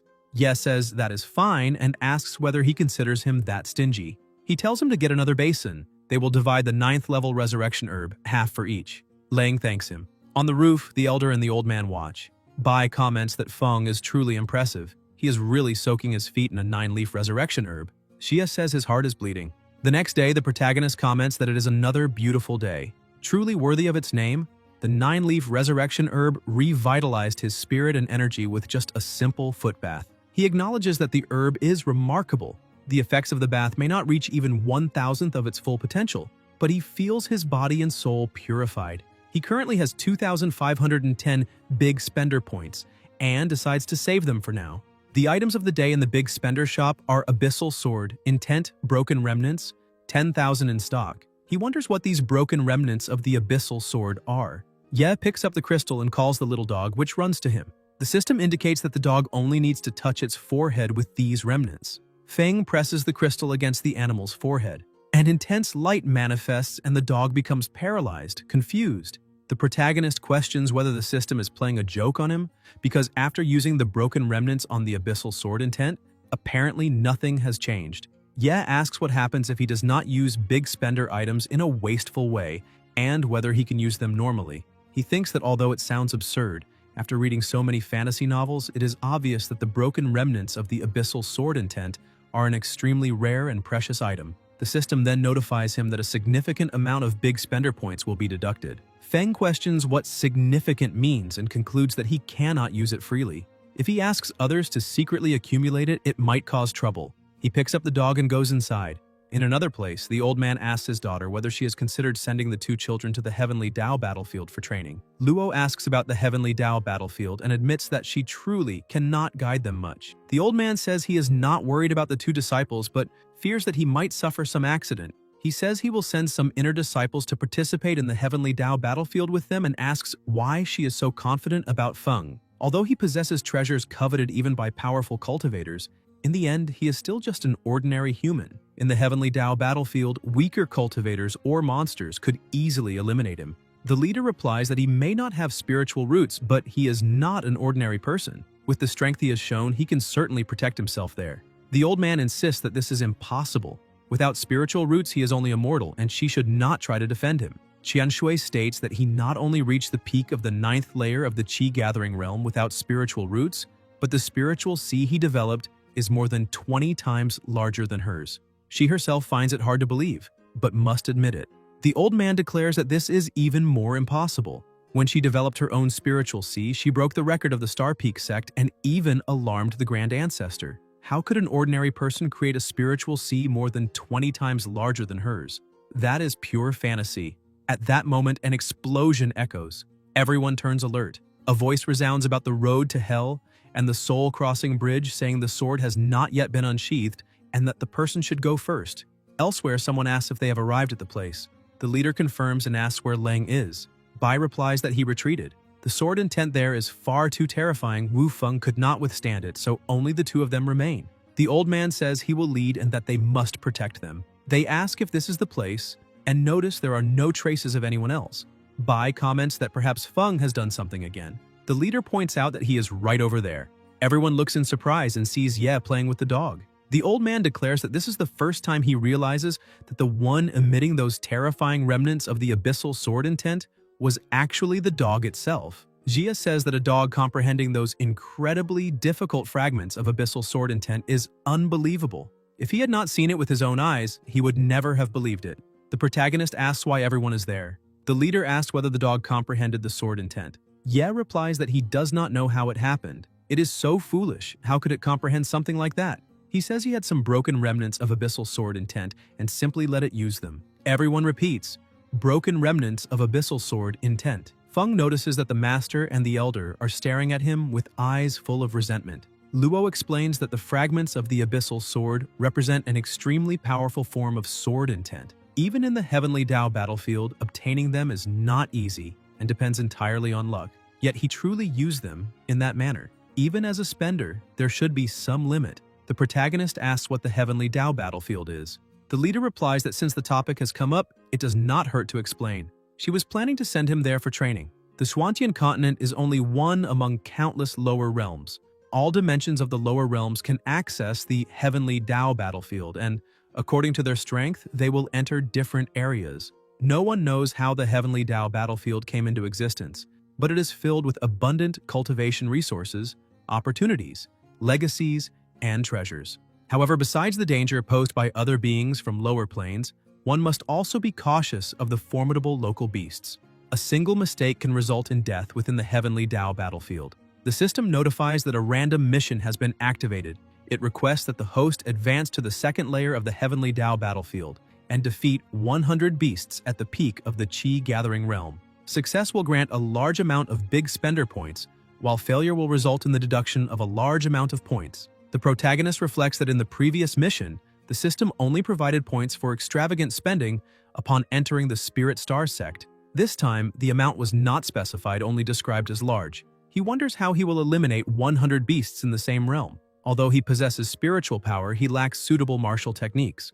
The old man asks how many broken remnants of the abyssal sword intent he used on that dog. He observes that the animal has transformed and that the traces of sword intent are already extremely strong. He speculates that they may have reached the peak of sword intent and could break into the Sword Heart realm at any moment. He recalls that the Grand Ancestor of the Star Peak sect devoted hundreds of years to cultivation and, with countless opportunities, only comprehended up to the Sword Heart realm. Even so, the Frozen Heaven Sword Heart pales in comparison to the Abyssal Sword Heart. Ye replies that it was not much, only about 10,000 broken fragments of Abyssal Sword intent, used without hesitation. Everyone stares at him in shock and repeats that he gave 10,000 broken remnants of Abyssal Sword intent to a dog, something countless cultivators would desire to obtain. Feng asks them to leave it aside for now and apologizes. He thinks he was bold to try again and is glad he did not ask them for help. Otherwise, it would have caused an even bigger problem. Luo tells them to take him away quickly, or she fears she will lose control and slap that disciple who only knows how to waste things to ruin. The old man declares that once the training ends, he will send him back as quickly as possible, because he also fears he will not be able to restrain himself. The protagonist asks where they are going. The old man explains that the Spirit Star sect was only established so that Qianshui could cultivate her state of mind. The true sect is the Star Peak sect. Now they will go there, and when the time comes, he can accompany the senior brothers to the heavenly Dao battlefield. It will be better to have company. Ye asks whether the Star Peak sect is strong and what realm he is in. He questions whether the sect does not even have a convenient transport beast, whether it is too poor and needs support, whether the senior brothers and sisters are nearly starving, and whether he should provide spiritual stones to them. The old man becomes irritated and tells him to shut up, stating that the sect is already prosperous enough. In another place, someone asks for 2 single rooms. Later, Feng lies down and thinks he does not know what item he will waste the next day, since it is not easy to earn big spender points. The next morning, the protagonist wakes up and says he slept very well. He checks his status bar and notices that the items to waste that day are high-quality spiritual stones. Fortunately, there are only 1,000 units, so it should not be difficult to handle. He says he already knows how to spend everything. The system should purchase martial technique jars, specifically those containing high-level human-grade techniques. No matter how many are needed, he will keep opening them until he obtains one.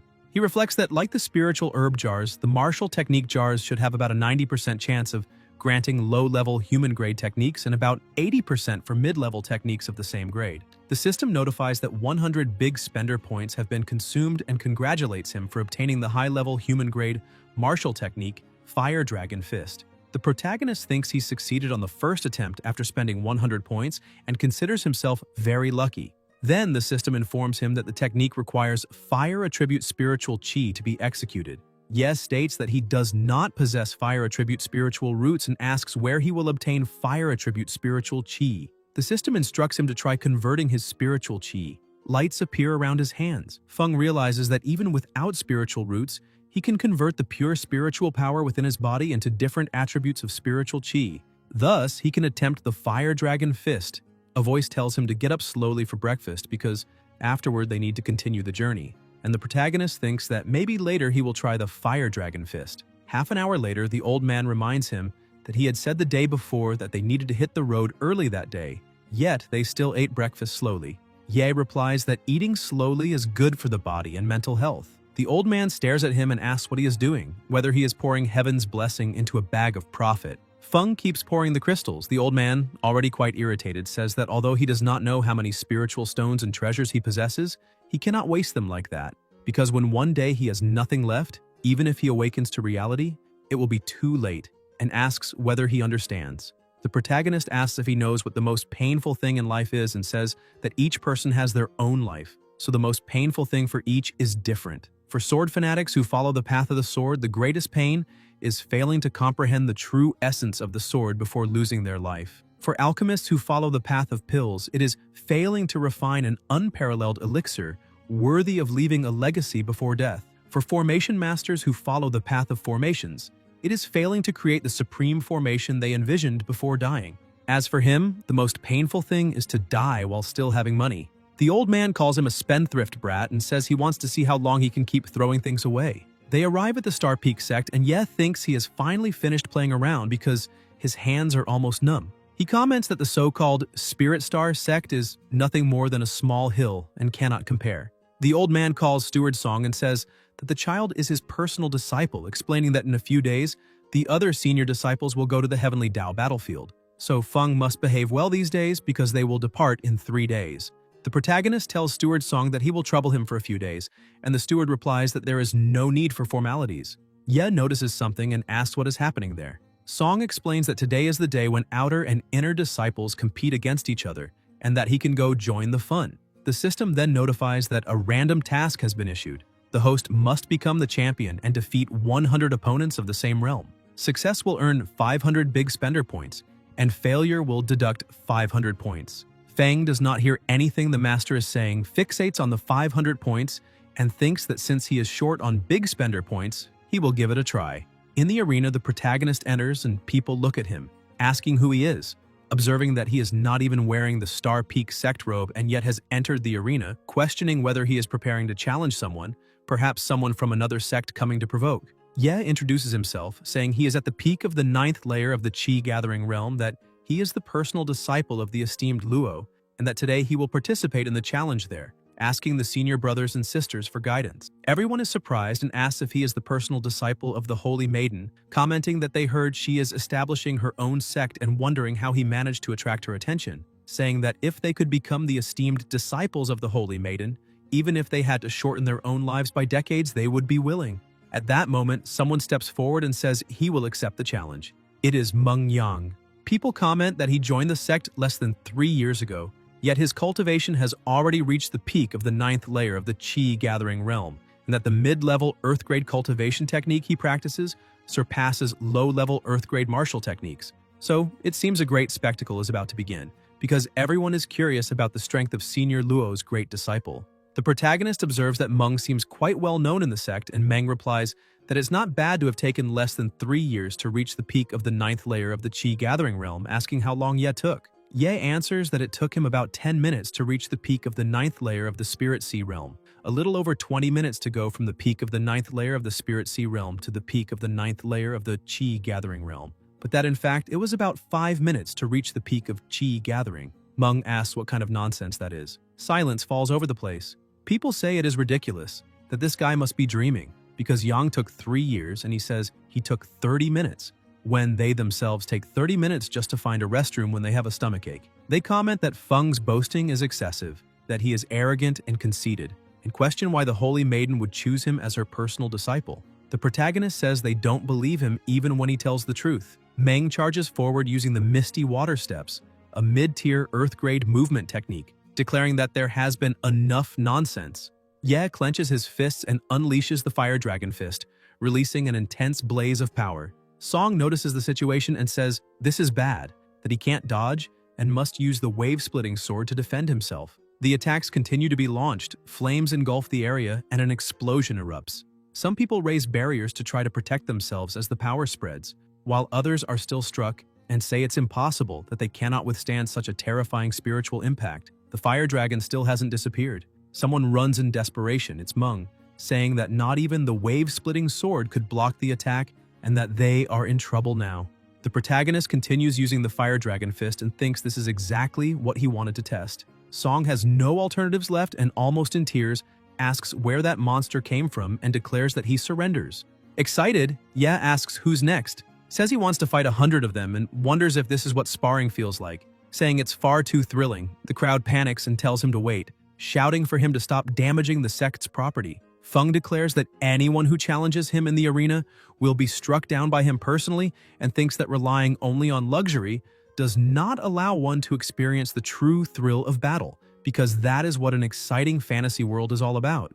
One person proposes that all disciples at the peak of Qi gathering attack together while the others clear the area, saying they will teach that kid a lesson. Someone comments that he has gone mad since Ye is about to face 200 people, and it's no wonder he was chosen as the Soul Maiden's personal disciple, because fighting more than 200 opponents of the same level is terrifying. If he wins, his future growth will surely secure a place on the Latent Dragons ranking. Victory will make him famous, but defeat will bring disgrace to the entire sect. The leader orders all disciples to follow instructions, release their spiritual power, and form a spiritual barrier. The barrier is created, and the protagonist asks if this is an unexpected way to play, reflecting that although he has abundant spiritual power, breaking the opponent's barrier using only a high-tier Earth-grade martial technique seems challenging. 4,410 points are counted, and the system draws a superior Earth-grade martial technique. The system notifies that after consuming 700 big spender points, it congratulates the host for obtaining the superior Earth-grade martial technique, 9-petaled Radiant Thunder Lotus. Ye tells it to continue the draw and asks for another technique. New notifications appear stating that after consuming 900 big spender points, he obtained the superior Earth-grade martial technique, Water Dragon's Chant, and after consuming 700 big spender points, he obtained the superior Earth-grade martial technique, Gale Sandstorm. An intense energy begins circulating around the area.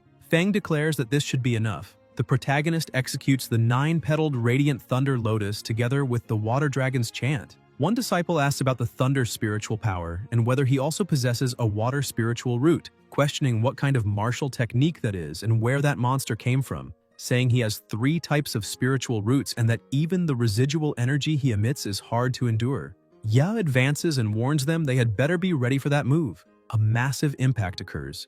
People say that even with the barrier, they can't hold on any longer because their spiritual energy is running out. Song also comments that his own spiritual energy is nearly depleted. Feng, wrapped in an absurd aura, asks if it's still not over. The crowd realizes new attacks are coming. Several disciples are blasted away and scream that they surrender. The steward reflects that he thought the young lady's personal disciple was merely arrogant and tried to humiliate him a little, but didn't expect him to have so much spiritual power, nor to have comprehended 3 high-tier Earth-grade martial techniques, concluding that he is terrifying and will certainly rank among the top 10 of the latent dragons in the future. The protagonist declares that he is young and unrestrained, living to the fullest, and asks who else dares to face him. Exhausted, the crowd comments that he still has energy left and that this time he truly made a name for himself as a monstrous talent.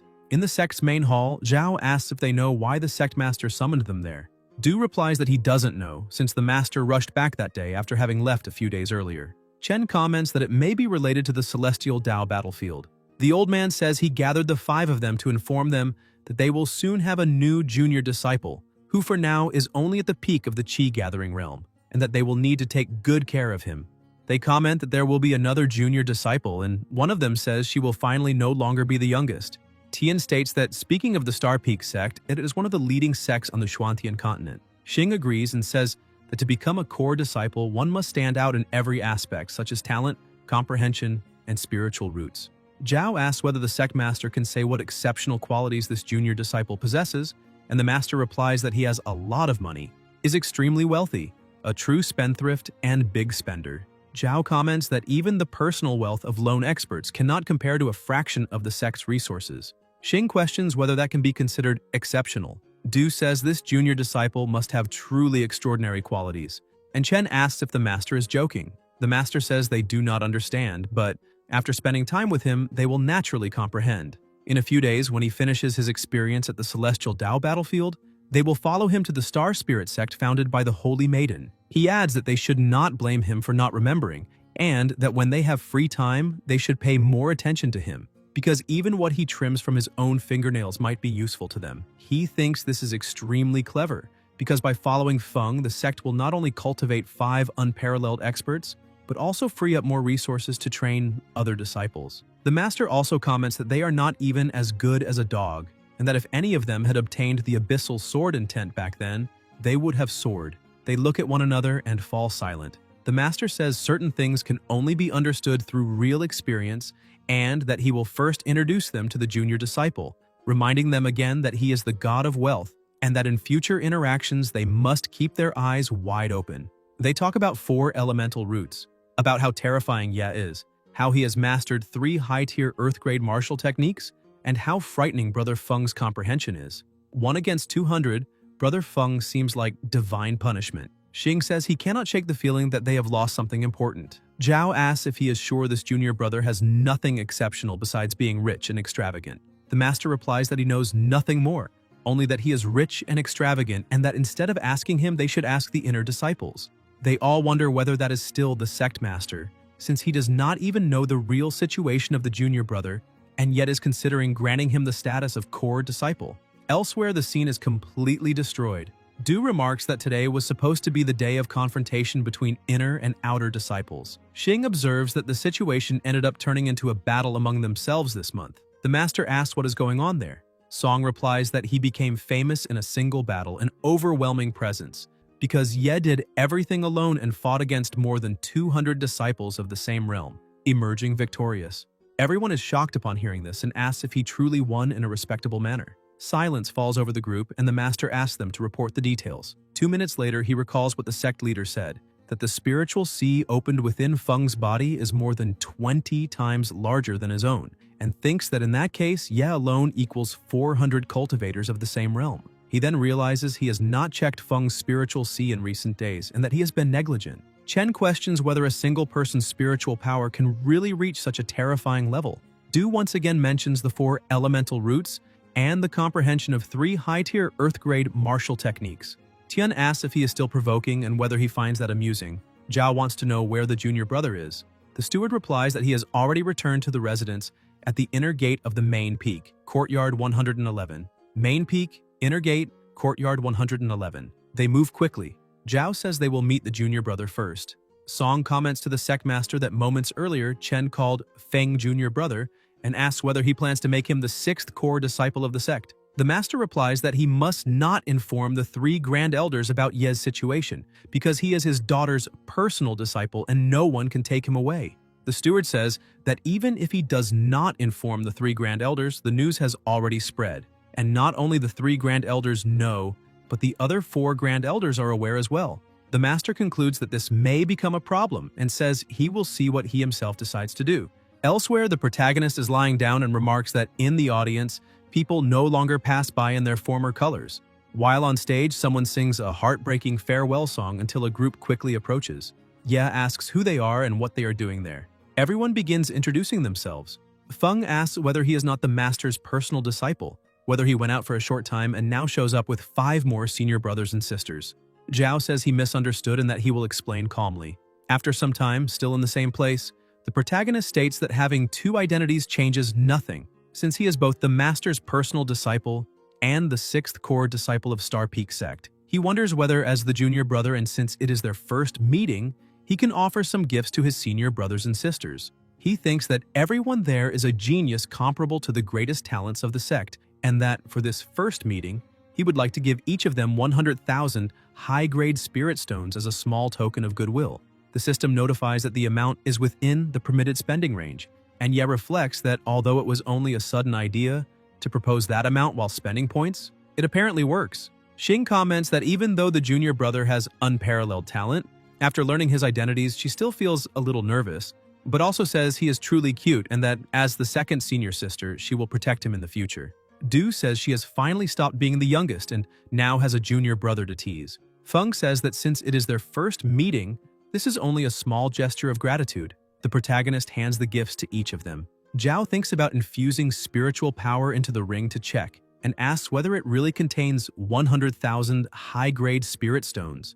Everyone freezes, thinking that as senior brothers and sisters, they did not give any gift to the junior brother and instead accepted an enormous sum of 100,000 high-grade spirit stones at their very first meeting. They immediately recall the Master's words that he was extremely rich. The system congratulates him on the successful expenditure, granting 200 spending points and 100 enlightenment pills.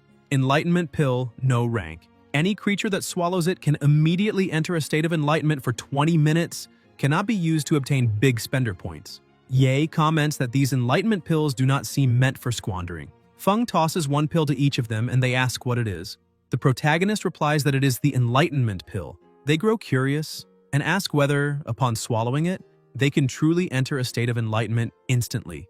Yi confirms that upon consuming it, they immediately enter that state for 20 minutes, and that they should take the opportunity to experience it. Zhao swallows the pill thinking the junior brother would have no reason to harm them. Everyone ingests it and light begins radiating around them. The Master asks what is happening, and Feng gestures for silence. The Master questions why the senior brothers and sisters suddenly began cultivating, and the protagonist explains that he gave them 5 enlightenment pills, that they are busy cultivating, and that such an opportunity should not be disturbed. The Sect Master asks whether he still has pills and whether he can give him some as well. Ye replies that he will give him 5 since he still needs to go back to feed his dog. The Master, indignant, asks whether these pills truly place someone immediately into a state of enlightenment and whether he intends to give them to a dog. Feng thinks he knows how formidable the pill is, and that although it does not generate big spender points, the habit of spending might bring special rewards again. The Master reflects that he cannot bear the idea of watching him feed a dog with enlightenment pills. He asks how many he has and declares that he will buy them all on behalf of the sect.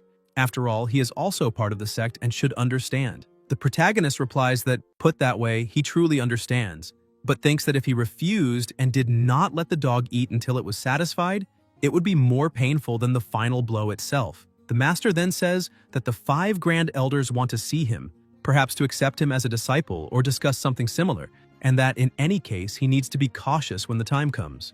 Back on the mountain, inside the seclusion cave, a voice announces that they have arrived. Lights illuminate the figures present. They are the 5 Grand Elders, and beside them stands the new personal disciple the Master has just accepted.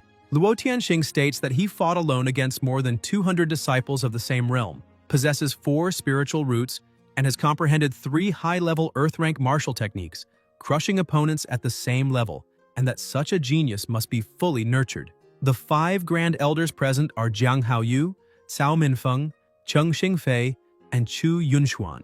The protagonist is surprised to see them gathered together. Jiang observes that he is at the peak of the 9th layer of the Qi gathering realm, and Chu remarks that within him there is an astonishingly vast spiritual sea. Tianxing is stunned for a moment until the Grand Elders notice something strange and ask why he has no spiritual roots. Everyone is shocked, and Chu questions how that is possible. Tianxing asks how, without spiritual roots, he can perceive the spiritual energy of heaven and earth. Xingfei wants to know how he cultivated a spiritual sea under such conditions. Ye replies that he does not know how to explain it, only that sometimes, when he thinks about it, he feels the surrounding spiritual energy flowing into his body, and that even without spiritual roots, for some reason, the spiritual energy within him can be converted into different elemental energies. The elders, perplexed, ask what absurd phenomenon that is. Feng thinks that, considering the strength and status of those 5 grand elders, as a core disciple, it would not be inappropriate to give each of them 1 million high-grade spirit stones. The system then notifies that the amount is too small, does not fall within the waist range, and that his vision is limited. The protagonist then thinks of 10 million high-grade spirit stones, and new notifications appear informing him that this amount falls within the big spending range. Ye realizes that it is quite a high value and concludes that those 5 grand elders are truly extraordinary. He comments that he came in a hurry and did not prepare much, hoping they will not disdain those 10 million high-grade spirit stones. The elders look confused, accept the gift, and think that he really is only a disciple at the peak of the 9th layer of the Qi-gathering realm, wondering what kind of wealth that boy possesses. The sect master asks whether they have not been stuck at a bottleneck for decades, and says that there are 5 enlightenment pills there, that they need not ask anything, just swallow them, because they will immediately enter a state of enlightenment. The grand elders are surprised and again ask what kind of wealth he has. Feng comments that he has been tricked, and the sect master thinks that he had told him to sell the enlightenment pills. After the grand elders swallow the pills, they enter a state of enlightenment. The sect master pulls the disciple back and tells him not to disturb the elders. Tianxing opens his eyes and says he only needs a little more. The others agree, saying just a little more.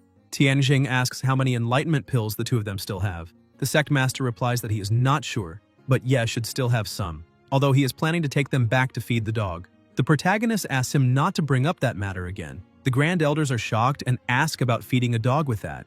Tianxing steps forward and says that the ancestral rules state that one must not bully the weak. The enlightenment pills belong to him and he can do as he pleases with them, but even so, he should not give them to the dog. Ye replies that he still has 90 enlightenment pills left, that it would indeed be a waste to give them all to the dog, and suggests keeping 40 for himself. They ask whether this should be negotiated. Tianxing questions whether, as sect master, he should not control the disciples' extravagance. The master replies that the boy uses 9-leaf resurrection herb to soak his feet, even uses broken abyssal sword and tent fragments on the dog, that those things belong to him, that he is determined to be extravagant, and asks what they can do about it. The grand elders are extremely shocked, while Feng remains confused. Tianxing suggests discussing the matter and comments that the enlightenment pills are quite precious, that he should keep them for himself instead of giving them to the dog. The protagonist begins to wonder whether this is truly a fantasy world and why the people of the sect are all so benevolent. He recalls that in his previous life and in the novels he read, when someone possessed even a single treasure, they were immediately eyed with greed by others. He remembers that his master, even without giving him much guidance, spent a great deal of money to buy profound cleansing pills, and that old bai is always talking about lying down and laughing. Within Star Peak sect, the senior brothers and sisters he defeated still take pride in themselves, and now here stand the master and the 5 grand elders all treating him in that manner. Ye thinks that being in a sect like that is not bad at all since there are no betrayals or conspiracies, and states that, in that case, he will comfortably remain an extravagant fellow within the sect. He declares that there are 70 enlightenment pills there and voluntarily offers them to the sect, but asks the 5 elders not to try to negotiate the remainder with him. He reflects that he wants to be a prodigal with peace of mind, because the stronger the sect is, the safer it will be, and offering a few things is not a bad idea. Tianxing says that the sect is fortunate to have a disciple like him, and asks whether Wuming understands how much he has already contributed, stating that as long as he does not violate the ancestral rules, no one has the right to punish him. The sect master replies that he understands and thanks him for the reminder, thinking that Feng is his chosen god of wealth and that even without all this, he would not treat him poorly. Suddenly, the pressure in the surroundings increases. Chu identifies it as a golden silkworm star gem. The protagonist says it fell out accidentally and that it is just a piece of broken rock, but thinks that, as a big spender and wealthy person, if he does not have something that arouses envy, he will be lowering his own value. The sect master confirms that he truly possesses a golden silkworm star gem. Chu asks about that fragment and whether he would be willing to sell it, explaining that he is an alchemist.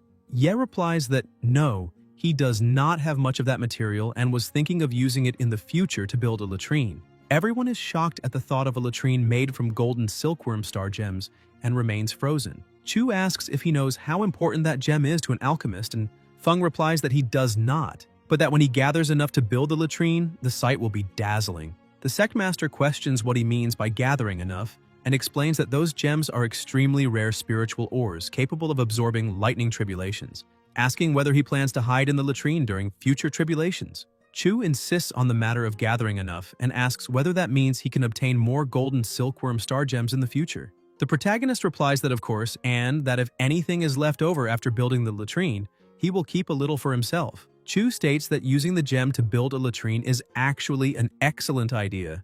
Tianxing asks whether he has gone mad, reminding him that it is a golden silkworm star gem and that he is encouraging extravagance. The Grand Elders begin discussing among themselves. Chu asks if they are fools and argues that when there are enough gems, they can hide in the latrine to withstand lightning tribulations. He questions how many tribulations a single gem can absorb, how many would be needed for an entire latrine, and states that simply squatting in a pit would be enough to successfully overcome the tribulation. The sect master asks whether they can really do that and comments that with a golden latrine capable of resisting lightning tribulation, no one would need life-saving treasures.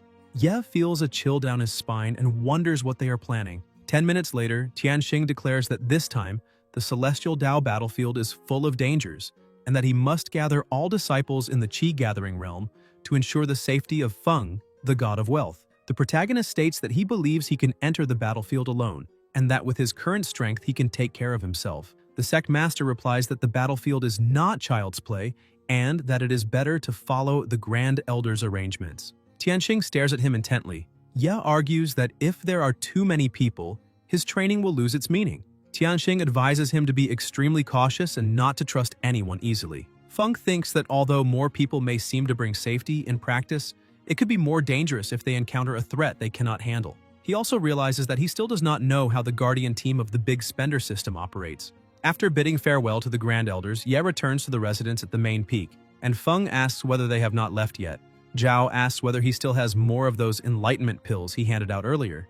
Du comments that with just one pill, she was able to instantly enter a state of enlightenment. Tian, somewhat embarrassed, asks whether he could give her a few more. The protagonist replies that there are not many left, since he has already given several to the Grand Elders. Xing asks if he can give her a few more, and Ye replies that he cannot, that the remaining 20 enlightenment pills are reserved for his dog. Even the Grand Elder asked for some, but he refused, because that is his bottom line. They fall silent for a moment. Xing admits they were rude. Zhao says that obtaining a single enlightenment pill is already great luck. Fate is fickle and cannot be forced. Feng reminds them that he handed 70 over to the sect and questions that, as core disciples prioritized by the sect, if he does not receive enlightenment pills, then who else will? They then move quickly.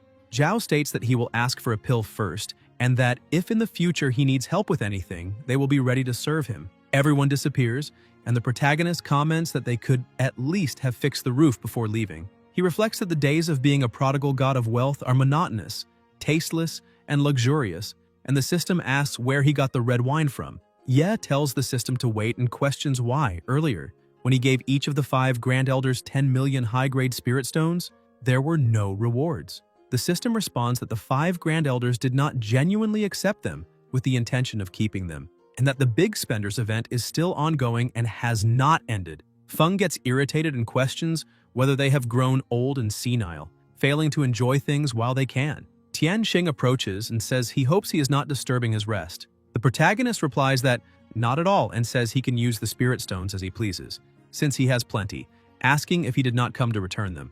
Tianxing says that for now, the Star Peak sect does not need the disciples' spirit stones. Ye states that although he does not know the sect's reserves, even if he consumed all the spirit stones of the entire sect, they still would not come close to his spare change, and that if the sect needs anything, they only have to ask, because he will give whatever is necessary. Tianxing asks if he possesses spirit crystals, and Feng asks about these crystals. Tianxing explains that they are the main source of energy to maintain the sect's protective formation, but recently the power has been low.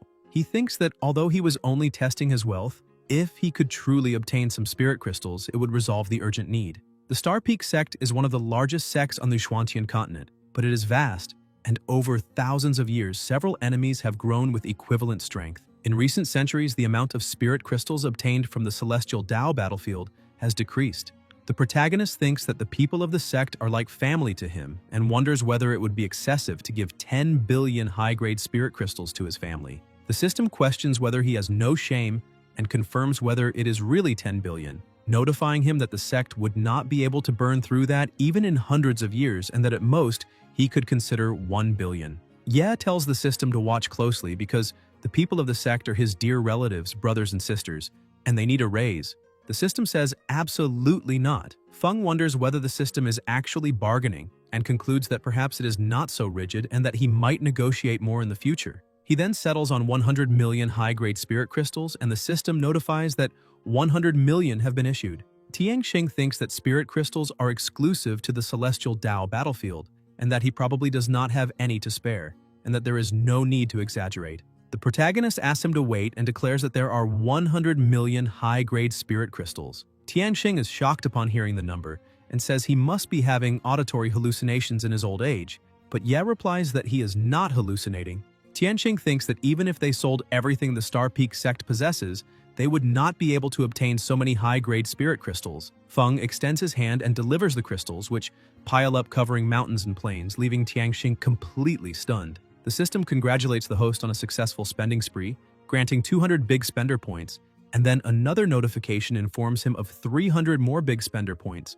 in addition to an enhanced 9-star sword formation secret manual. Tianxing wonders what this enhanced secret manual is and questions whether he is truly willing to hand over so many high-grade spirit crystals to the sect. The protagonist thinks that faced with such immense wealth, no one can resist, and replies that of course he is willing, but suggests that the sect keep the protective formation running continuously, and that when the crystals run out, they only need to inform him.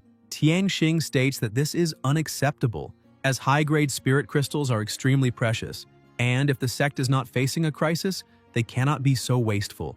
Ye replies that it is nothing serious, just a small amount, that 100 million is only a drizzle and that he can obtain another 100 million now and more in the future, so they should use them without concern. Tianxing asks if he truly possesses that much, and Feng confirms that he does, that he has plenty, and that if the sect runs out, they only need to look for him. Tianxing declares that from that day on, the 9-star sword formation of the Star Peak sect will remain permanently active. The protagonist asks whether the sect's protective formation is precisely the 9-star sword formation, and comments that he has a set of formations there and can take a look. Tianxing observes and concludes that it is indeed the sect's 9-star sword formation. After the improvements, although the consumption is 10 times greater, the power also increases tenfold. Ye notices something and tells him not to ask, as it would be a waste of time. Tianxing replies that he will not ask. He then declares that from that moment on, he is an honorary elder of the Star Peak sect. The protagonist questions the title of honorary elder, and Tianxing confirms that yes, he will stand on equal footing with the 5 grand elders and that even that boy will have to address him as elder. Ye asks them to stop joking, says he has no interest in the position of elder, that he only wants to quietly enjoy his luxurious life without getting involved in too many matters, that he is still a personal disciple of his master and asks how he could face her if he became an elder. He thinks that great power brings great responsibility. Tianxing states that it would be unfair if the sect treated him otherwise and suggests keeping the identity secret known only to Wu Ming and the 5 grand elders, ensuring that it will not affect his normal life. Feng agrees but makes it clear that aside from providing resources, he will not get involved in anything else. Tianxing accepts the condition. The sect master enters the hall and asks whether the disciple wishes to visit the demonic beast peak, where the sect keeps its beasts. Wu Ming is surprised to see that the Grand Elder is also present. Tianxing orders him to call him Elder, for from that moment on, Feng is an honorary elder of the Star Peak sect, with status equal to theirs, and that when encountering an elder he must show due respect. The sect master says he understands and asks how he became an honorary elder. Tianxing replies that he contributed greatly to the sect and that even so, being only an honorary elder still seems too little given what he has done. The sect master asks how much he paid for this position. The protagonist asks them not to call him elder as it sounds strange, and says that as for the amount, it was only 100 million high-grade spirit crystals and the enhanced 9-star sword formation manual. Wu Ming repeats in shock, asking if it was truly 100 million high-grade spirit crystals and an enhanced 9-star sword formation, and comments that it really seems unfair for him to be only an honorary elder. Ye recalls that the master mentioned the demonic beast peak and asks if they will go take a look. Later, behind the mountain, in the cultivation cave, Jiang asks whether Tianxing returned the spirit stones to Feng. Chu comments that they cannot afford to lose someone like him. Tianxing shakes his head, and everyone is shocked to learn that he did not return them. They ask if he has gone mad, and how he could not return them, saying that they truly do not lack 1 million high-grade spirit stones. Tianxing replies that not only did he not return them, but he also obtained some additional benefits from him. He did not want to accept, but he offered far more. Everyone waits for the explanation. Chu asks him to say how much it was, and Tianxing answers that they are not spirit stones, but 100 million high-grade spirit crystals. Chung asks about 100 million high-grade spirit crystals, saying that he keeps them casually inside a spatial ring. Chu states that with 100 million high-grade spirit crystals, the sect's prosperity will be guaranteed for thousands of years. Minfeng tells him to quickly place them on the ground so as not to damage the spatial ring. Tianxing replies that no, from that day on, he will permanently activate the sect's protective formation at all times. They are confused. Jiang asks if he has gone insane. Minfeng questions whether some other sect might be plotting against the Star Peak sect. Tianxing says they're thinking too small, that it is only 100 million and everything is fine. If it runs out, they can get more. Chung comments that this fellow has been there for only 1 day and already makes them feel like beggars. Tianxing says that, by the way, he also handed over an enhanced version of the 9-star sword formation, which consumes 10 times more energy but whose power has also increased tenfold. Even a 9th-layer expert of the Transcendent Tribulation realm would be crippled if not finished off. Meanwhile, at the depths of the demonic beast peak, Tianxing explains that those sealed caves contain demonic beasts of different levels and quantities. The higher one climbs, the stronger they become. The protagonist asks why seal those beasts instead of eliminating them. Tianxing replies that they serve as trials of life and final tests. Disciples who wish to leave the sect must challenge the sealed beasts, for if they cannot defeat them there, they will not survive in the outside world. Within the sect, there is still a chance. Outside, there will be no such opportunity. Yi comments that in a few days he intends to go to the Celestial Dao battlefield and asks whether he can test his skills there first. Tianxing says those beasts are meant for senior disciples to gain experience, and thinks that, considering his strength, even if there were 200 beasts of the same level, he would defeat them with ease, so it would by no means be appropriate to leave him there. Feng asks about the spiritual fusion realm, and Tianxing pretends not to hear, saying that the sunlight is very beautiful today. The protagonist thinks that the Grand Master is not paying attention to him and notices that he only has 2,810 points left, concluding that he needs to make a big move. The next day, Ye looks at the system and wonders about the Purple Thunder Mad Corpse Lion, what level that demonic beast is, and how he should deal with it. He asks how they handle demonic beast corpses. Zhao explains that one can refine the demonic beast's essence plasma from the corpse using spiritual power, but that this essence is mainly useful for body cultivation. Feng asks what body cultivation is. Zhao replies that it is using cultivation methods to temper the body, absorbing the spiritual energy of heaven and earth, and continuously transforming the body.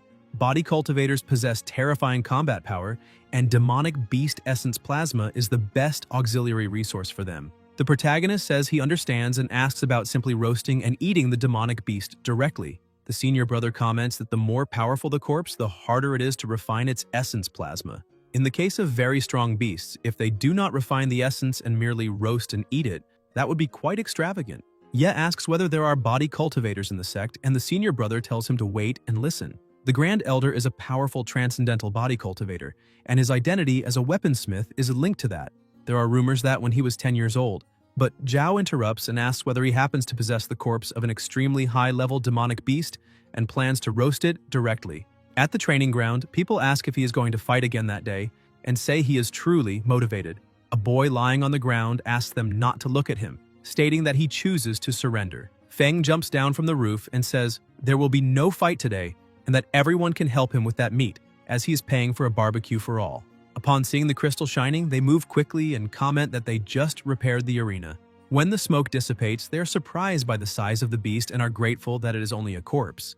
The protagonist asks for help cutting it, as he cannot handle it alone, and everyone agrees to help. One of them says the beast's scales are extremely tough. His sword broke. He found weak points, but even a chi-imbued sword shattered, and it seems they will not be able to eat anything. Ye asks if anyone can lend a powerful blade or tool, otherwise he will not be able to process it. The system notifies that it will temporarily lend 100 daggers to the host and that he must use them. Feng questions whether they are just handfuls of scrap and says not to use that junk, but then hands the daggers to them. They take them and ask whether they really work, since they are very dark. Upon testing them, they realize the daggers are extremely powerful. The demonic beast's scales become like paper before them, and the flesh and skin are cut with frightening ease.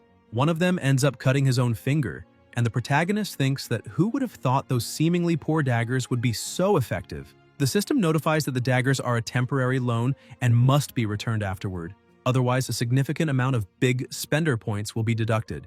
Ye thinks that deducting big spender points is a petty move and concludes that he will have to return them all later. They cut up the demonic beast and begin roasting it. Feng observes that it looks like a classic old-style campfire feast. Some people comment that they heard barbecue tastes even better when paired with pancakes. 10 miles east of the Star Peak sect, Kai says he has arrived and asks what is going on, whether the sect is in danger, questioning if there are other forces besides him, since that should be impossible, as there should only be him. Kai advances quickly and comments that it is perfect. It has been a long time since he tested the power of the 9-star sword formation, and he wants to see how many strikes from that formation's force he can withstand. A huge boom echoes. Kai tries to destroy the barrier but fails, and thinks that the power of the Star Peak sect's protective formation has increased greatly, wondering who could have enhanced it to such an extent. The sect master asks if he has gone mad and whether he cannot perceive the strength of the protective formation. Kai replies that he came to see him, and that as soon as he entered the sect, he was almost slaughtered by the 9-star sword formation. Wu Ming tells him to stop talking nonsense and asks what the problem is. Kai says that this time he was lucky in the Celestial Dao battlefield and obtained 80 complete spiritual crystals, all high quality. The sect master asks if that is all and says he can leave then. Kai questions that reaction, asking whether he should not be requesting a dozen or more, and suspects that the sect activated the protective formation because a formidable enemy is approaching on purpose, wanting to know who raised the formation to such a terrifying level. Wu Ming replies that no, they simply had a surplus of spiritual crystals recently and are using part of the stock. He should have felt the power of the protective formation, and although it consumes 10 times more energy, the sect can afford it. He asks whether Kai is trying to show off and tells him to say how many spiritual crystals his own sect possesses now. He says not many, only 100 million, enough to last a few months. He seems to have just returned from the Celestial Dao battlefield, so aside from the spiritual crystals, he asks if there is any other matter. Kai comments that it has been a long time since they drank together and thought they could chat over some drinks, reflecting that his old friend never lies about important matters, so it must be true. A few minutes later in the inner area of the Star Peak sect, Kai asks what that smell is and comments that it is extremely fragrant, identifying it as Purple Thunder Mad Lion. There are bones on the ground, and in the training field people are eating. Kai confirms that it is indeed so, and Wu Ming thinks that the aura matches a Purple Thunder Mad Lion that definitely survived the 9 thunder tribulations of the Celestial Dao and could have ascended to the higher realms at any time, being a terrifying demon. Kai asks them to wait a moment and questions what the disciples are doing. The sect master replies that they seem to be eating grilled meat. Kai, indignant, asks whether they are grilling the flesh of such a terrifying demon, and whether the Star Peak sect has really become so rich. Suddenly, Kai notices something and asks what those weapons are. They watch as the disciples cut the meat rapidly. Kai asks what kind of divine weapon that is and comments that his friend's sect is far too strange for him. Wu Ming states that the more powerful the demon, the more precious the blood essence extracted from it. If the 5 Grand Elders find out, it is better to notify them quickly, as he is being extravagant again. The corpse of a Purple Thunder Mad Lion that endured the 9 celestial tribulations is being roasted by Feng on skewers for the disciples. If they do not come soon, nothing will be left. Kai asks who this Feng is and why they need to call the 5 Grand Elders, questioning whether he himself cannot handle it. The sect master replies by asking whether he thinks he would not like to resolve it, explaining that this Feng is the 6th core disciple of the sect, who donated 100 million high-quality spiritual crystals and an enhanced version of the 9-star sword formation secret manual, and has now been promoted to honorary elder. Even he must address him as elder, so how could he interfere? Behind the mountain, one of the Grand Elders senses something wrong and rushes off quickly. The others follow immediately. Chu, eyes blazing, asks whether he has any idea how valuable the corpse of a beast that endured 9 celestial tribulations is to him, while they try to hold him back and tell him to calm down. Tianxing says that if the beast endured the 9 celestial tribulations, there is no need for further explanation. The corpse of a great demon at that level is probably even more valuable than an enlightenment pill for body cultivators. Chu comments that now, within the sect, there truly is a great demon's corpse, but it has already been half-devoured by several thousand inner and outer disciples. Tianxing says they must hurry and stop them. Chu states that this is definitely that boy's doing again, that he wants to distribute the great demon's corpse for thousands of disciples to roast and eat, and asks what they should do. Tianxing replies that after all, he has brought many benefits to the sect, so they cannot simply snatch the great demon's corpse by force, since it belongs to Ye Feng. Jiang agrees and says that even roasted, it will still bring enormous benefits to thousands of inner and outer disciples. Tianxing sighs, saying the elder is in trouble and suggests that perhaps they should go taste some as well. Eating something is better than eating nothing, and after all, they have never tried a demon of that level before. A few minutes later on the training field, the sect master and Kai are also eating the beast's meat, while the disciples cheer around them. The grand elders watch from a distance. Tianxing asks what they are doing now. Someone rings a bell and Kai announces that he has won. People celebrate and throw bones into the air until the sect master notices something in the sky. The grand elders are watching. Tianxing asks whether Feng is really eating barbecue, and Chu questions why they were not invited to join. The protagonist replies that there is no problem at all and that, since the grand elders are interested, they can join them. Kai comments that he did not expect him to be so low-key within the sect, and the sect master tells him to shut up. An hour later, Chu says he will take the skeleton, and Ye thanks him.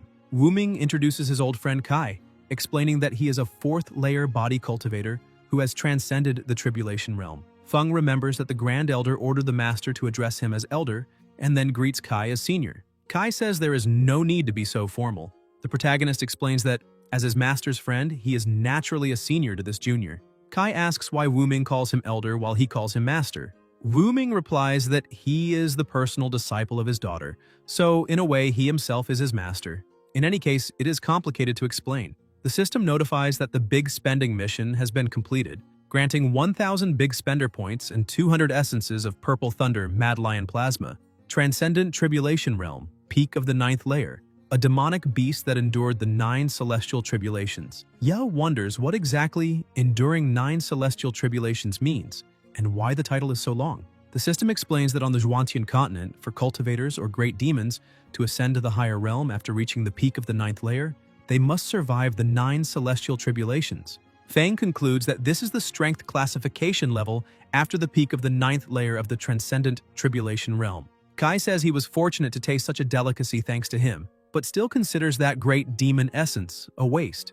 The protagonist asks whether he is referring to that essence. Kai senses the aura and confirms that yes, it is the refined plasma essence of that Purple Thunder Mad Lion. Ye says he can give him some, but the rest is reserved for his dog at home. Kai asks whether that is a nickname for some friend. The sect master explains that it is not human, just an ordinary stray dog that, after swallowing more than 2,000 third-grade 9-striped cleansing pills, is already evolving into a great demon. Kai becomes indignant. Feng insists it is just a normal dog, and Kai asks if he is joking, questioning again whether this is serious.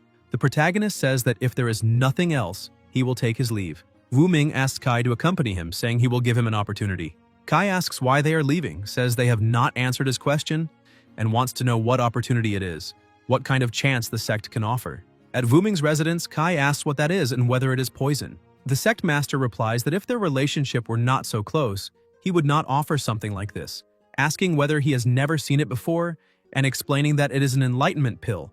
Kai asks if it is real. The sect master says he will certainly be grateful. Kai swallows the pill and enters a state of enlightenment. 20 minutes later, he looks at his own hands and becomes extremely excited. Wu Ming explains that this enlightenment pill also came from that boy.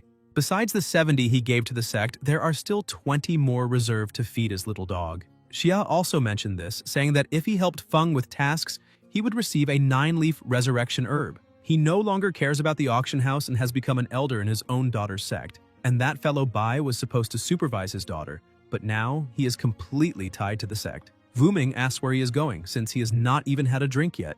Kai talks about having a drink and tells him to shut up. The sect master says he was talking to him and asks why he is so irritated. Kai replies that he is getting old, completely alone, that besides him he has no friends or family, that he should have had a daughter about Xian's age, and Wu Ming apologizes for touching a sore spot. Kai says he did not even mention that his daughter founded a sect, that he is going to his daughter's sect to become an elder and settle down. Someone moves quickly and the sect master explodes, saying he has no shame, that he should come back immediately, asking who was the one that said he would never join a faction, who claimed he hated rules and wanted to be free, and now he even wants a home. He bets he has his eye on something his disciple possesses. He thinks he has to admit that if he were not the master, he would also want to be an elder. Suddenly he remembers something and says he cannot keep something as good as the essence of a great demon to himself. He must inform the 5 Grand Elders immediately. In Ye Feng's courtyard, the protagonist comments that the most extraordinary peaks nurture wild spirits, that the brilliance of the sea and the full moon overflows in the cup like majestic snowy mountains. Zhao says he knows he likes to spend money, but he cannot reach the point of insanity. Ye replies that he needs to stay calm and not panic over anything, telling him to look at the door, which broke again. Zhao says he just went to the scripture pavilion and found records about the purple thunder mad lion. When it grows to the size of a small mountain, it means it is a great demon that has reached the transcendent tribulation realm. Feng says he already knows and asks whether he can borrow books from the scripture pavilion. Zhao tells him to forget it, that he cannot explain anything to a prodigy like him. The sect master asks them to follow the junior brother to the Star Spirit sect founded by the Holy Maiden, so they will have to get used to his extravagant and wasteful style. Zhao leaves. The protagonist starts fixing the door and comments that he broke the door, said a bunch of strange things and left, came just to mess with the door. A few minutes later, Ye finishes the repair and says that now he can finally sleep in peace, until someone breaks the door again. It is Chu, asking if he is sleeping. Feng, lying on the ground, says there is no need to explain, he already understands. Those 10 drops of great demon plasma essence are his way of showing filial respect and thinks he just wanted to sleep. Chu says this is embarrassing, and the protagonist concludes that the master must have betrayed him again. Chu tells him to rest well and to look for him if he needs anything, and he decides that as for the door, it is better to forget it. He will change courtyards. The next morning, Ye wakes up saying that changing courtyards was great and wonders what he will do today. The system notifies Big Spender loot. Tranquil Spirit Incense, 100 units.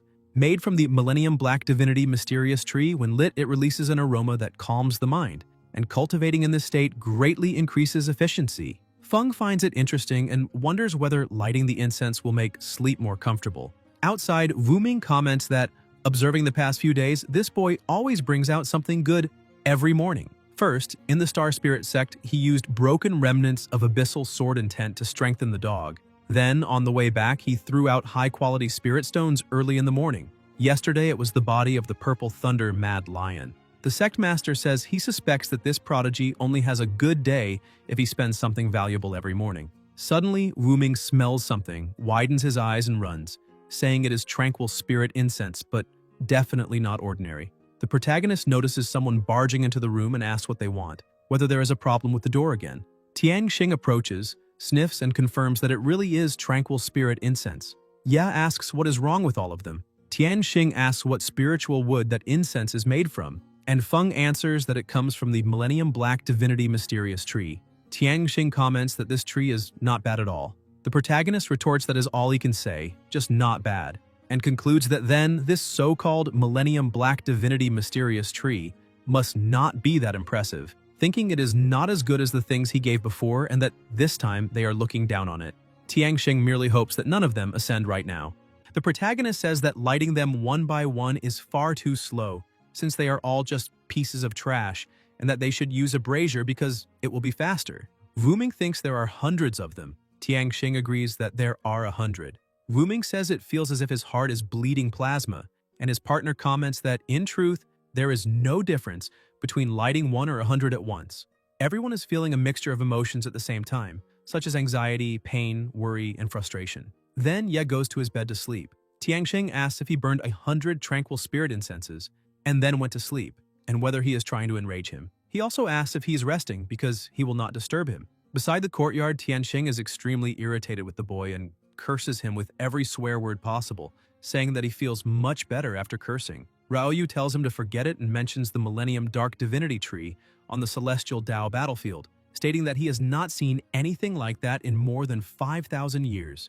Tian Xing says that, on top of that, he suspects those tranquil spirit incenses were made from the core of the tree.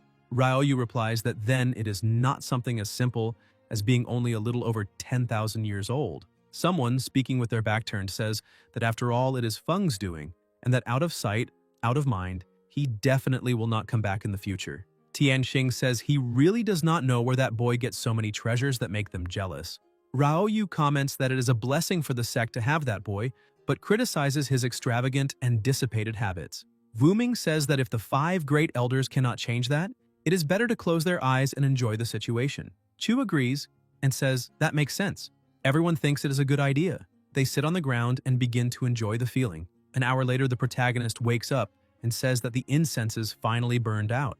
The system congratulates him for consuming the big spender item of the day and rewards him with tranquil spirit incenses made from the mysterious Millennium Dark Divinity Tree, 200 in stock, with a nearby spiritual presence. Ya asks if the system is trolling him. Feng gets irritated and tells the system to give him another 200, asking what he is supposed to do with that crap, since even the great elders do not care about it, and questions why he is receiving that. Then the protagonist says no, he needs to get rid of those things or they will stain his identity as the god of extravagance, and asks what they are doing sitting there. Tianxing replies that those who cultivate are not bound by time or place, and that only by following the heart can one reach the highest level of cultivation. Wu Ming thinks the great elder explained it very well. Ye thinks it is perfect and decides to let the great elders deal with those incenses. Fang walks over to them and throws the incenses on the ground. The elders are shocked and wonder what is happening and why they feel as if they have turned into beggars. Tianxing says that on top of that he left 200 of those tranquil spiritual incenses without saying a word, and asks what he means by that. Wu Ming asks them to wait a minute and asks whether they remember how Ye's expression changed when they merely mentioned that those incenses were good. Tianxing says that is true. Wu Ming suggests that perhaps Ye felt their evaluation was not high enough. Ye replied by cursing and saying that it was just trash, so he simply threw the incenses to them to handle however they pleased. Tianxing asks if he should go speak to him and says he should help him get rid of those tranquil spiritual incenses. Inside the dormitory, the protagonist says he appreciates the help, but wants them to get rid of those useless items, because they really have lost their value. Tianxing tells everyone to run. Back on the mountain in the cultivation cave, he says to take 20 for now. 1 part for the 3rd elder, another for the 4th elder, and another for the 5th elder. Wu Ming smiles. Tianxing asks what he's looking at because there are no portions for him. Someone opens the door and Wu Ming thinks that even if everyone were begging together, how could there be no portion for himself? And considers giving at least 10 to him. One of the elders asks whether they really should become beggars. Chu says that from now on they will lie in wait in front of Feng's house every morning. No matter what he asks, they should just say it is something ordinary. Although begging seems strange, if they can get treasures like this every day, he would rather be a beggar. Tianxing thinks they are old, but still like to play around. They call it begging, but in truth they are only worried that if they tell the truth, Feng will take all the good things for his own indulgence. He says that tomorrow he will go to the Celestial Dao battlefield to make sure Feng remains safe. In addition, he intends to escort him alone to the battlefield's teleportation tower. A day later, in Ye's courtyard, the protagonist is excited and says that he slept all day, which is an incredible feeling. Now he wants to see what the day's highest spending items are. The system notifies him that 9th layer, 2nd level Earth Prison talismans can create an Earth Prison to confine enemies. Ye finds it interesting since it is a control-type talisman and decides not to use it immediately since it may be useful on the Celestial Dao battlefield. Tianxing thinks that Ye will leave today and wonders whether they can still obtain more benefits. Although he did not tell the 2nd elder and the others, this kind of embarrassing begging is still better than enduring everything alone. Rao Yu suddenly realizes something and is surprised. Tianxing says this is going too far and wonders why he did not think of it earlier. In any case, since they are there to beg, they need 1 more bowl. Rao Yu suggests that if they gain something today, they will divide it equally among everyone. Tianxing asks them to wait a minute and wonders if that one over there is the 3rd elder. Minifeng approaches and says they should not mind if he joins in on the fun. The 3 of them are shocked. Then someone approaches showing their legs, and Tianxing wonders what kind of trick this is that is destroying his view of the world. It is Chuancheng who says that the eldest brother is there too, and that he did not expect them to come, asking whether he is still in the room. Tianxing replies that the 5th elder must have come as well and asks where he is. Chuancheng asks if he did not come in the morning. Chu is sitting behind the house looking a little exhausted, thinking that life is meaningless. Tianxing says they are only begging and there is no need to go that far. Chu looks very much like a beggar. Wu Ming comments that he sleeps all day and that today they had to make him wake up early. Then he notices something. Chuancheng asks whether he is there as well, and Chu asks whether he needs a bowl. Wu Ming says he saw nothing. 10 minutes later, the protagonist opens the door and several people are waiting outside while holding bowls. Ye wonders what the 5 great elders are doing there and whether they are refining a realm. They came to him personally and want him to select the most qualified one. Then the protagonist hands over 10 drops of a monster plasma essence and thinks that helping select beggars is really tiring, especially since he still has to reach into his own pocket. He also thinks that he will not find a disciple as good as himself anywhere else, and that he should go find the master. Chu says that it really worked, that this method is truly effective. Suddenly someone pulls him. It is the elders together with the woman, all sharing blessing and peace together. Since they were all begging, it is not fair to simply take the things and run. In the sect's main hall, Ye apologizes for making him wait, and Wu Ming asks whether he saw the great elders when he came out. Feng replies that yes, they are truly strong, and are refining their hearts through rigorous cultivation, living a life similar to that of beggars. Although they did not say a word, he understood everything and gave the most miserable one, the 5th great elder, 10 drops of great demonic essence plasma. Wu Ming wonders about this so-called heart refinement and thinks that by pretending to be beggars, they are really begging. Since Feng has many treasures in hand and they succeeded this time, they will probably be even more shameless next time. Even so, he decides to let it go, because he also cannot control this matter. They will see how things develop in the future, since, after all, it is only for fun. Feng asks whether the other disciples are ready and when they will go to the Celestial Dao Battlefield Teleportation Tower. Wu Ming replies that the Great Elder instructed that it will be only the 2 of them and that they are leaving right now. The elders comment that the boy has only been there for a few days, but they will miss him greatly when he leaves, and that once he goes, he may not return to the Star Peak sect. They say that the sect's protective formation is guarding the place and ask why they are not going to the Star Spirit sect. Tianqing asks if they have no shame and says that first they beg and now they want to pursue the Star Spirit sect. He tells them to look at the 5th elder, saying that he is more sensible. Chu replies that he is leaving too and that he is entrusting the sect to him, so there is no need for words of gratitude. A light is emitted. Tianqing releases an extremely powerful aura and says that everyone must remain in the sect and that none of them has permission to go to the Star Spirit sect, otherwise there will be consequences.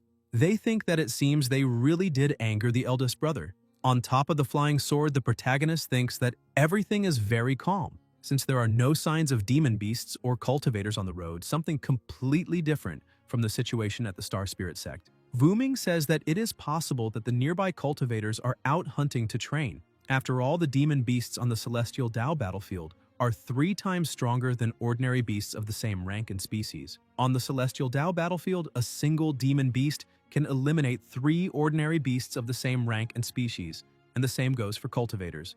A voice appears saying that it is also possible not to encounter any cultivator for a very long time, since the Zhuantian continent is extremely vast. She says that since they met, it must be fate and asks whether the 2 of them can make her happy.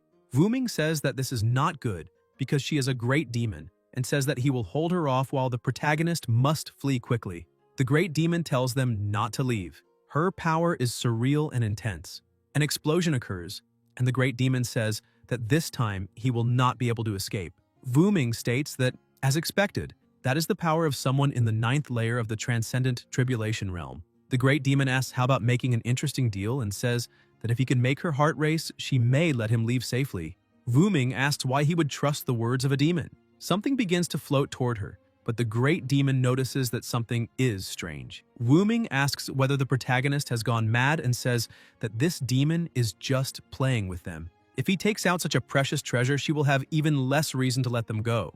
The protagonist replies that it would be even better if she were deceiving them, because if that happens, he himself will eliminate her, since a single demon like her is no problem for him. Wu Ming tells him not to reveal that he has a hidden trump card up his sleeve. The great demon wonders what is going on and realizes that it is the blood essence of a great demon that withstood the 9th thunder tribulation of the Celestial Dao.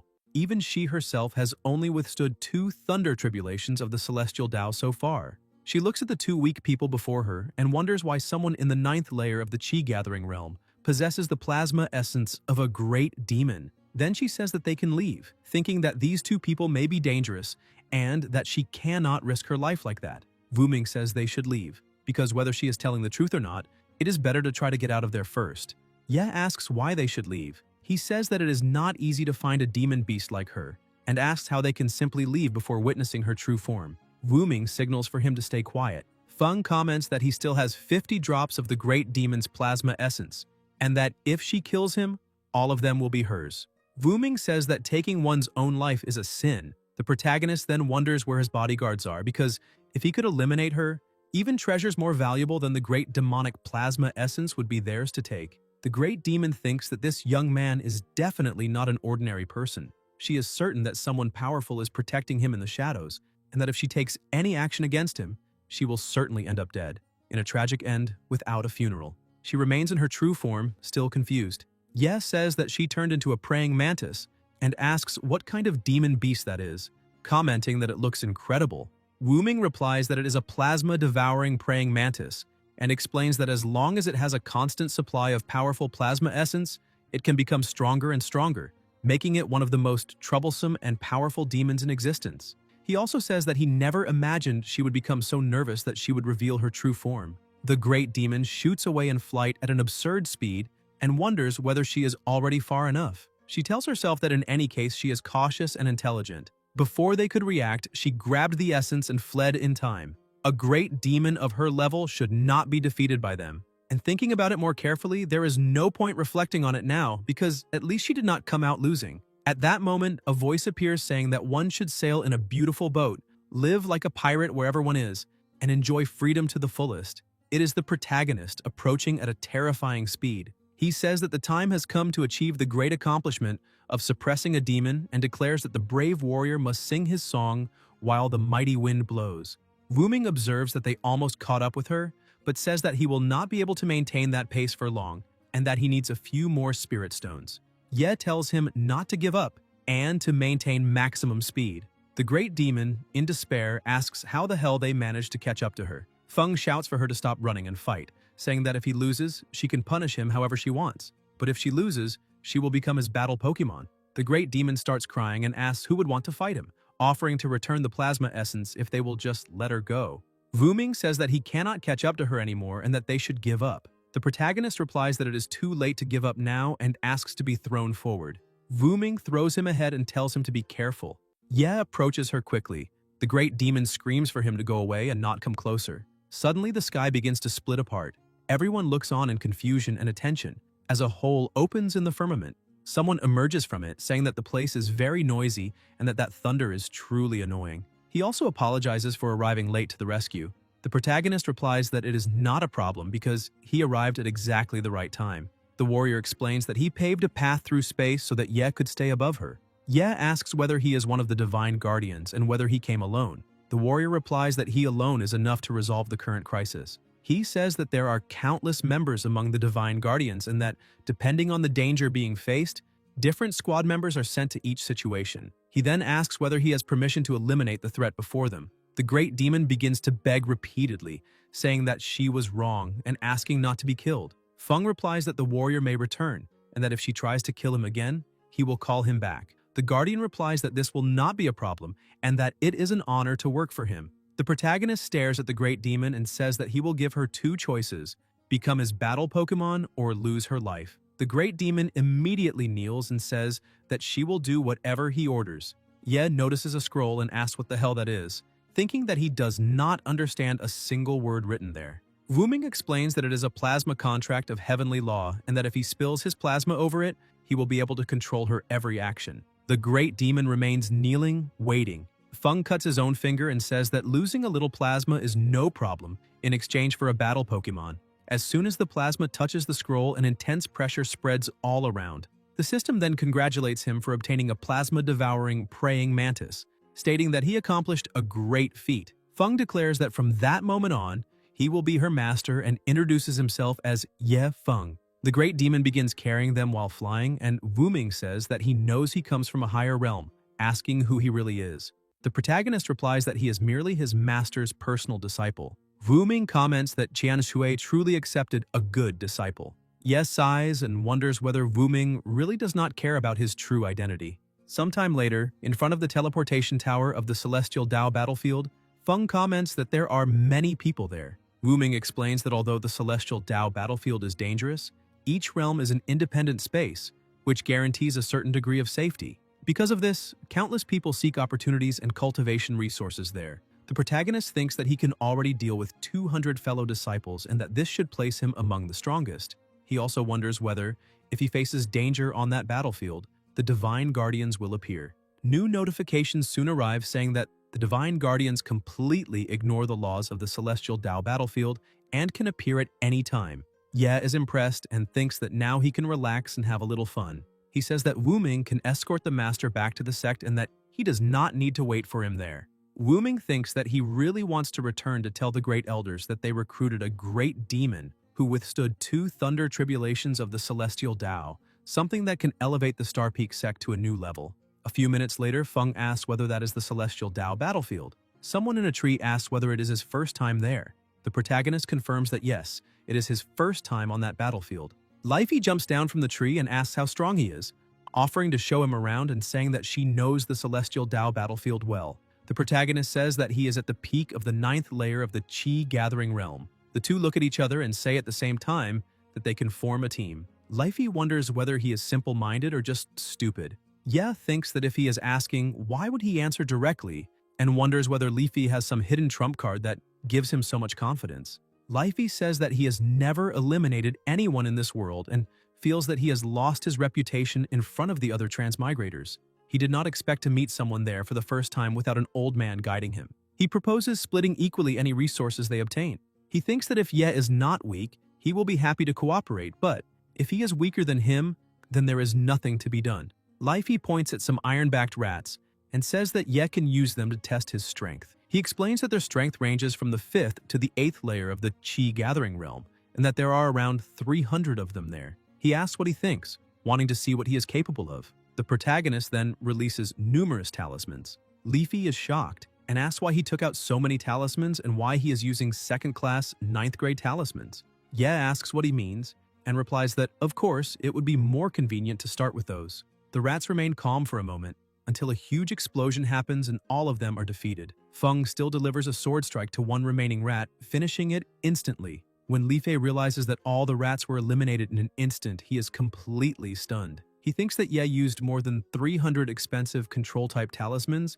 and wonders whether he is really hunting demons or just wasting resources. Half an hour later, the protagonist asks how strong he himself is. Lifey thinks that he secretly tested the earth prisons created by the talismans and realizes that he would not be able to break them without using all his strength. He wonders whether Ye is using those talismans to protect himself from him or merely to show off. Ye asks why he is still standing there and tells him to hurry up. Lifey asks whether he does not want the demon cores from the rats. Although the demon essence plasma of those low-level demons is not very valuable, it is still some kind of gain. He asks again whether he does not want any of that. Feng replies that he did not expect Lifey to be in such a difficult situation and says that all those demons can stay with him. Li Fei thinks that Ye is only pretending and decides to observe how long he will keep acting like that. After all, everyone is there for resources, and it is not a small number of demons. At that moment, someone approaches and watches the two of them. The stranger says that if they do not want to lose their lives, they should hand over the corpses of the iron-backed rats. The protagonist asks which faction he is from and how he dares provoke him. He thinks that he has finally found a bandit and decides to use him as a sacrifice. The pressure in the air rises. The enemy thinks that he has already destroyed 13 earth prisons and that only one remains. A terrifying explosion happens. Sometime later, Ye observes that only that prison is left. In an instant, the enemy is completely defeated. Lifey thinks with relief that it was lucky he was cautious and did not provoke Ye earlier. Even while trapped, the enemy says that relying on external forces is not true skill and challenges Ye to free him so they can fight using only their own strength. The protagonist delivers the final blow and eliminates him completely, saying that he is not qualified to fight him. Lifey thinks that this guy is really ruthless. He thought Ye was gentle and simple, but now he realizes that it all seemed to be just a facade and that he almost fell for it. Ye then says that Leafy can keep those talismans and that if he runs into trouble again, he can use them without hesitation. Lifey replies that he understands and thinks that with so many talismans, it is no wonder Ye does not care about the demon corpses. Clearly, money is not a problem for him. Feng then remembers something and thinks that there are less than 5 hours left before the day ends, but he still needs to spend more than 9,000 talismans. Time passes quickly and the protagonist continues eliminating every monster that appears along the way. The system finally congratulates him for using up all of the day's big spending items. As a reward, he receives 1,000 big spending points and 100 enlightenment pills. 5 hours later, Ye is lying on the ground saying that he finally finished using everything. Lifey comments that the talismans he received were extremely useful and that, thanks to them, he made a huge profit.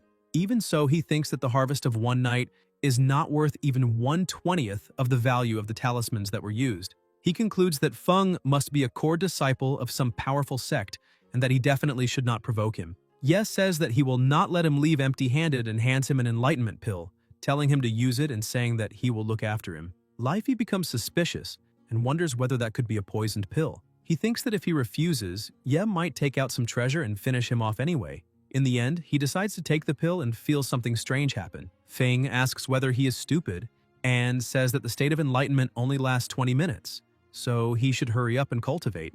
Ye thinks that if he did not have so many enlightenment pills, he never would have given one away, since he still needs to save 20 for his dog back home. 20 minutes later, Leafy opens his eyes with a disappointed expression. He thinks that when he entered the state of enlightenment for the first time, he wasted 2 whole minutes and wonders why he threw away that time. Even so, he says that he will remember this favor and that if Ye ever needs anything in the future, he only has to say the word. The protagonist asks which realm he comes from.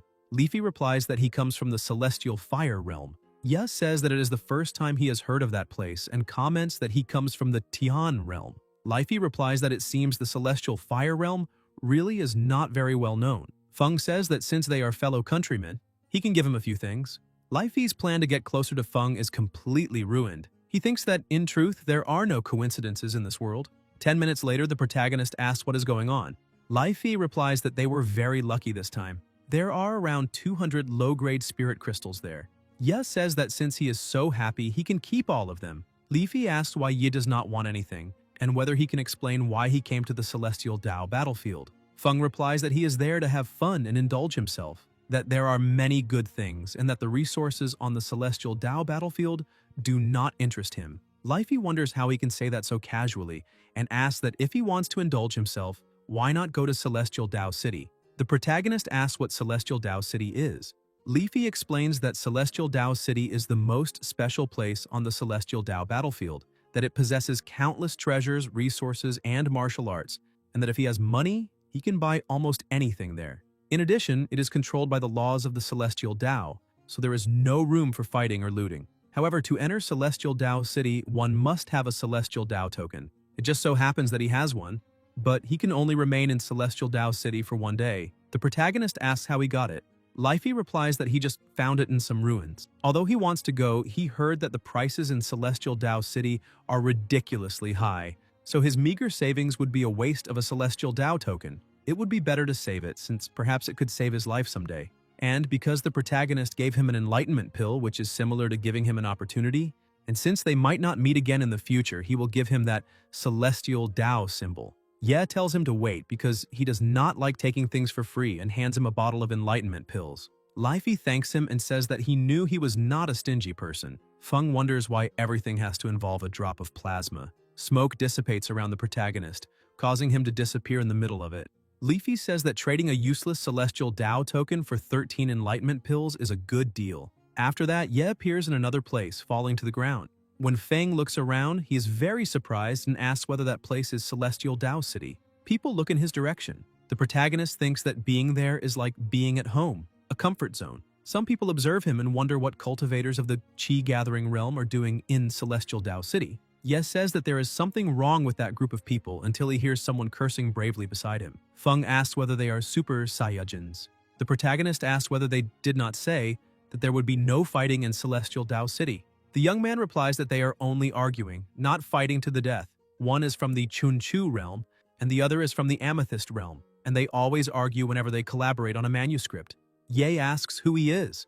The young man asks whether he needs a ride and says that 5 Celestial Dao points is the base fare. Feng asks what Celestial Dao points are.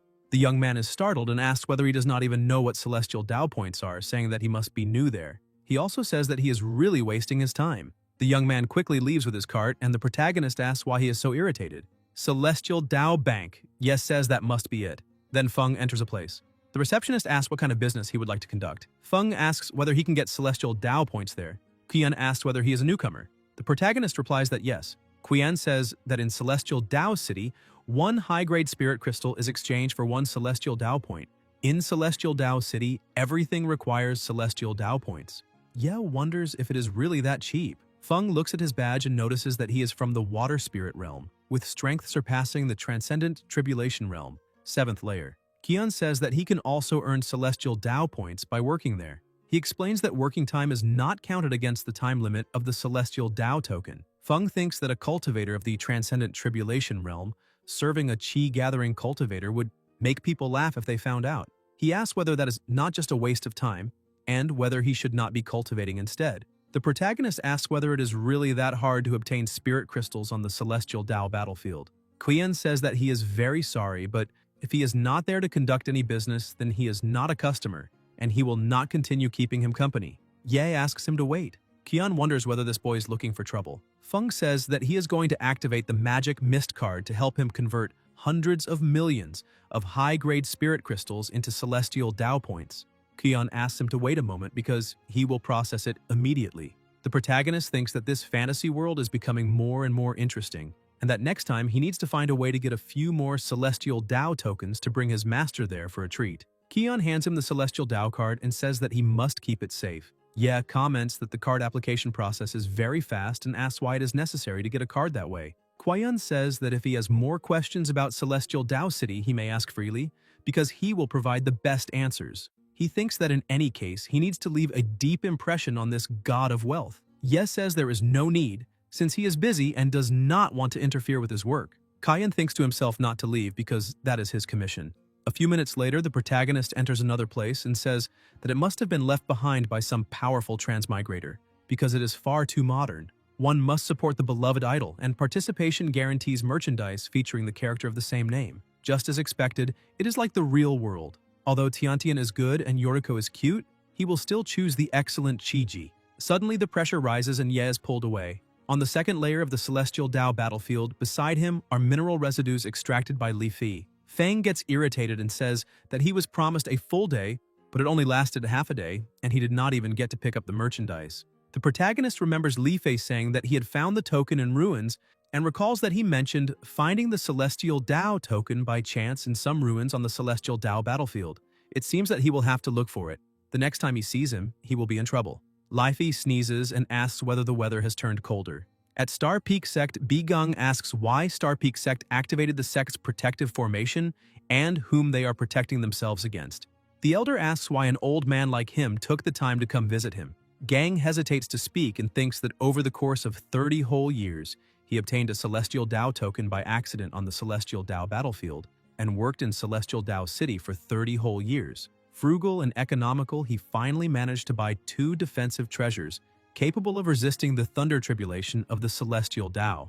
But unexpectedly, after being transported back to a random location on the Celestial Dao battlefield, he realized that only 1 second had passed in the outside world. He wanted to ask Tianxing about it, but it is too bizarre, and he wonders how he could even bring the subject up. Tianxing asks whether he has something to say and why he does not come in instead of standing there stalling.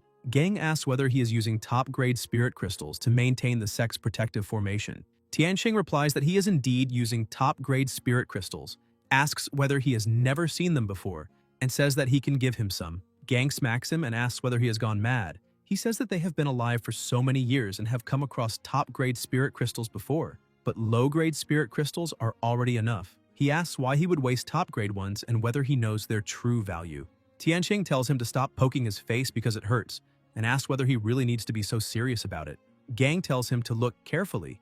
These 2 towers are extremely powerful defensive treasures, and each one can resist a thunder tribulation of the Celestial Dao and withstand up to the 7th tribulation. These incredibly powerful treasures cost more than 3 million top-grade spirit crystals. Tianxing says that there is no treasure in this world capable of resisting the thunder tribulation of the Celestial Dao, and that they are all fake. Gang replies that he knows nothing. On the Celestial Dao battlefield, there is an item called the Celestial Dao Token, and with it, it is possible to enter the mysterious Celestial Dao City. There, as long as one has enough high-grade spirit crystals, even a powerful cultivator on the verge of ascension will have to serve him humbly. Tianxing asks whether, in Celestial Dao City, those high-grade spirit crystals function as a universal currency.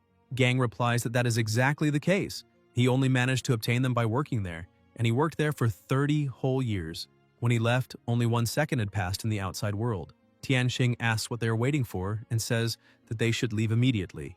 Gang asks whether he did not hear what he just said because a celestial Dao token is required, and without it, everything is useless. Tianxing wonders whether there really is such a rule and says that it is a waste, because he still has more than 90 million.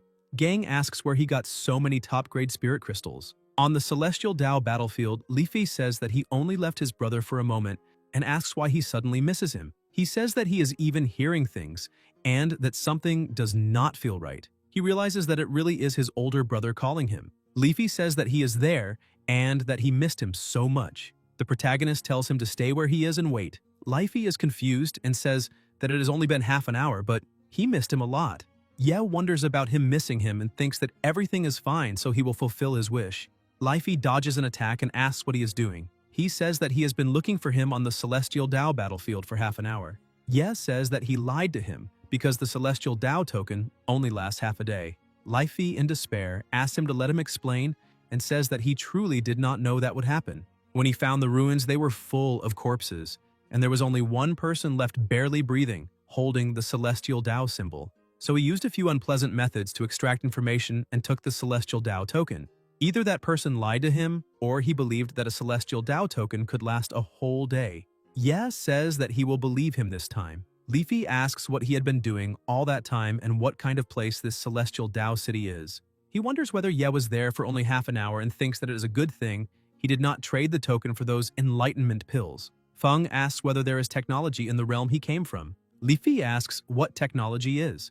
The protagonist replies that since he does not know what technology is, it is hard to explain, but remembers that if he wants to go to Celestial Dao City, he must hold tightly to top-grade spirit crystals, because they are extremely important. They have to be top-grade spirit crystals. Leafy wonders about those top-grade spirit crystals and whether it is really possible to buy them. The system notifies that today's big spender list items have been updated and that finishing sword intent fragments have been obtained, with 10,000 in stock. Ye wonders whether it is already the second day and thinks that with more sword intent fragments, it would be easy to spend them all if the dog were there. Feng looks at his partner and asks whether he is a sword cultivator. Leafy asks about being a sword cultivator and says that he is not a sword cultivator because practicing with a sword is too exhausting. The protagonist asks whether he does not like being a sword cultivator. Leafy does not understand and starts running. Ye runs after him. Leafy apologizes and says that he just remembered that he left his dusty kettle outside. Ye tells him not to run because he will not be able to escape. Leafy insists that he does not want to become a sword cultivator. Feng begins absorbing the crystals into him. Leafy keeps saying that he does not want to. The protagonist replies that it is almost done. Then he reaches the last crystal. Ye says that he finally finished and thinks that he accumulated 5,810 big spender points. Leafy asks whether giving away so many finishing sword intent fragments is not a waste. He says that he knows he is quite strong now, but he has no talent for sword cultivation. The sheep look around in confusion. A massive explosion occurs. Feng thinks that this is not much, but it is stronger than he expected. Once the master finds out, he will definitely force him to switch to sword cultivation, and his life of pretending to be weak will come to an end. He tells Leafy not to thank him because this is his chance. If he works hard now, he may break through to the Sword Heart realm at any moment. Leafy wonders about the Sword Heart realm. He thinks that the sect master is the most enlightened person in the sect, yet it still took him hundreds of years to reach the Sword Heart realm. If he finds out about his current situation, he will definitely dissect him. He thanks him for the great opportunity and asks why Feng did not use it on himself. The protagonist replies that he is not a sword cultivator and asks what he would even do with that. Leafy wonders what he really is, since he is not a sword cultivator, and says that he is not one either. Ye tells him to go because he does not need to worry about anything. From now on, they will dominate the second layer of the Celestial Dao battlefield. He then asks about the top-tier Earth-grade martial technique, Radiant Thunder Lotus. Leafy says that this is an exclusive martial technique of his sect, the Thunder Gate, and asks how he got it. Feng asks whether he really knows those martial techniques. Leifei replies that of course he does. He's very familiar with them. He says that he has dual thunder and fire spirit roots, but that even after a whole month he is still struggling to get the hang of the technique. In Star Peak sect, no one knows this martial technique, so they can only say that it is a top-tier Earth-grade martial technique, and everyone suspects that he created it himself. It seems that the martial techniques contained in the martial technique jar are not limited to Zhuantian continent. The protagonist tells him to go because the goal is to hunt together the beasts at the 9th peak of the Qi gathering realm. Leifei says that he still has not explained where he learned that technique. In the second layer of the Celestial Dao battlefield, some people hiding nearby observe them and ask where those two guys are from because they seem extremely arrogant. They say they are so nervous they want to go home because those two bastards are ridiculously strong and cannot be messed with. Lifey thinks that after coming to the Celestial Dao battlefield so many times, this is the first time he has been this arrogant. Even so, he still thinks he should be cautious. Even if he has the final sword intent of termination, if everyone gangs up on him, it will all be over. He asks when Ye will come back to the Celestial Dao battlefield and says they could arrange to meet. Perhaps they will run into each other again. The protagonist replies that, of course, but that the next time he comes, he will be in the third layer of the Celestial Dao battlefield. Leafy asks if he already has signs of a breakthrough, and whether he intends to advance directly to the 9th peak of the spiritual fusion realm when he returns. Ye asks what signs of a breakthrough would even be, and says that he does not need that, because he will break through whenever he wants. He says that either he will not break through or he will go straight to the 9th peak of the spiritual fusion realm in one shot. Then he says not to talk about that for now. These 5 beasts at the 9th peak of the Qi gathering realm are his, and the rest can go to Lifei. Up ahead, 9 radiant thunder lotuses appear. A surreal energy is unleashed and an explosion occurs, destroying the radiant thunder lotuses. Lifey thinks that Big Brother's strength is truly astonishing and wonders whether that still counts as working, trying to imagine just how deep his spiritual sea really is. He asks about martial arts and says that they are not mystical arts cultivators, but sword cultivators. So why is he not using a sword? The young men still hiding behind the rock say that they finally understand, because those beasts are not even worth him drawing his sword. They did not expect that fat guy to be so proud. They say that you really cannot judge a book by its cover, as they say. Lifey thinks that he is not a sword cultivator. He only possesses sword intent and wonders whether anyone really thinks he wants that. 2 days later, the protagonist cuts something in half. The system congratulates him for eliminating 100 beasts at the peak of the 9th layer of the Qi gathering realm in the 2nd layer of the Celestial Dao battlefield, and for obtaining 5,000 big spender points.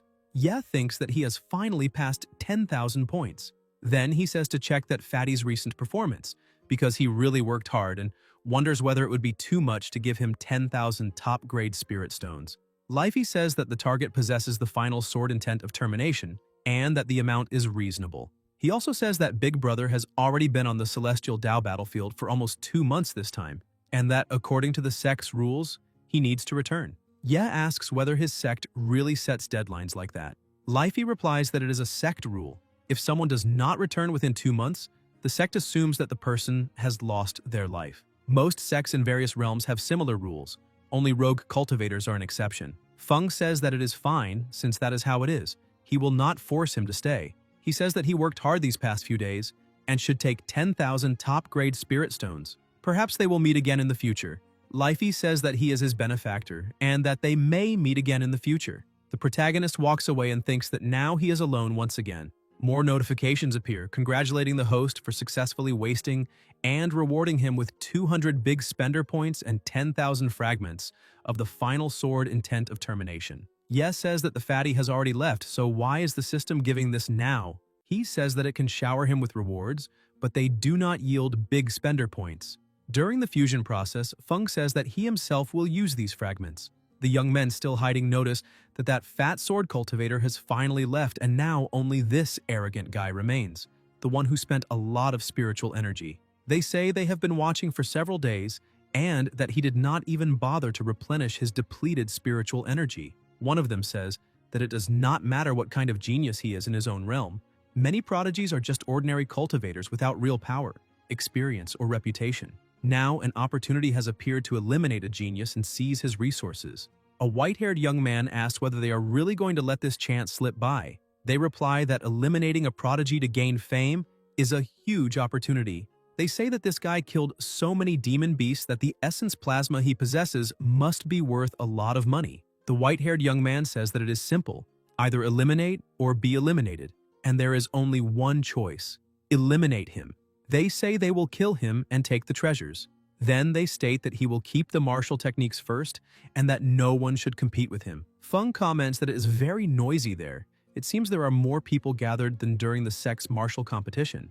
At last, all the fragments fuse together, and he decides to see just how powerful the final sword intent of termination really is. The people notice the protagonist stretching and yawning and do not understand what is happening. The pressure that emerges is surreal. Some, terrified, say that he also possesses the final sword intent of termination. Others realize that they can no longer run. The white-haired young man immediately regrets the decision he made. Ye asked whether they did not want to kill him. The white-haired young man shouts for everyone to charge because if they do not act now, they will all meet their end there. Feng's power explodes and he tells them that it is already too late. Some scream that there is no way they can win and ask why they ever dared challenge a divinity. This is the true fantasy world where only the fittest survive, a cruel world of cultivation. The protagonist may be a prodigy, but he is not a saint. They say that if there is a next life, they will have to remember to stay very far away from him. At that moment, someone approaches and asks whether he is from the Swantian realm. Ya asks who she is. The little girl replies that her name is Luo Yao, that she comes from the Myriad Flowers Valley, and that she saw him working hard. Feng asks about Myriad Flowers Valley and says that he has never heard of it. Yao reacts in surprise and asks whether he is really from the Shuantian realm, questioning what kind of trash sect he came from. The protagonist asks why he should tell her. Yao replies that he has not even said his own name, even though she already said hers.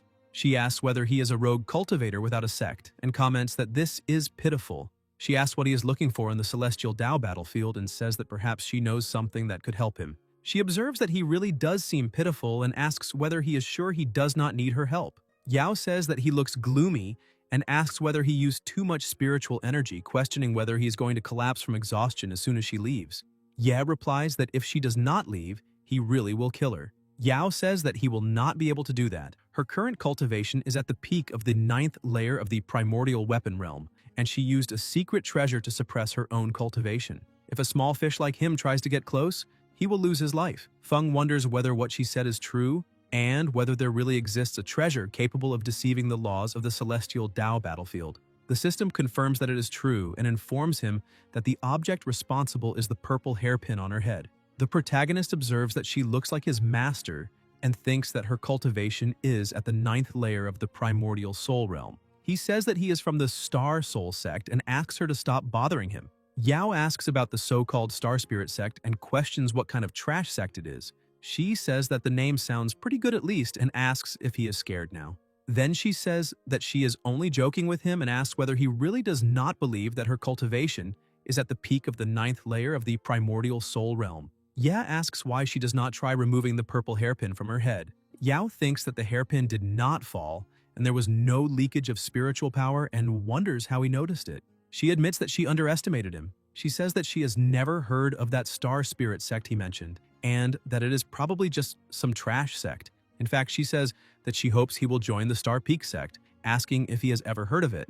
If he agrees to enter the sect, she can make him a core disciple. She asks if he is interested. In her thoughts, Yao evaluates that with a 4-element spiritual root, a vast spiritual sea, exceptionally high comprehension, and the potential to reach the Sword Heart realm at any moment, he could even rank among the top 3 on the Hidden Dragons ranking. She concludes that someone like that should not be ignored. The protagonist thinks about the offer to become a core disciple of the Star Peak sect and asks what her relationship is with Luo Qianshui. Yao is surprised and asks if he knows her sister. In the Star Spirit sect, an elder comments that she seems to have caught a cold. Qianshui wonders why she feels as if someone is talking about her at that moment. Back on the Celestial Dao battlefield, Ye says that she is his master and asks if that means Yao would be his younger martial aunt. Yao complains and tells him not to make her sound older. Then she asks if he is her sister's disciple and concludes that the so-called Trash Star Soul sect must actually be the sect founded by her sister. 10 minutes later, Yao asks where he appeared from to become her sister's personal disciple.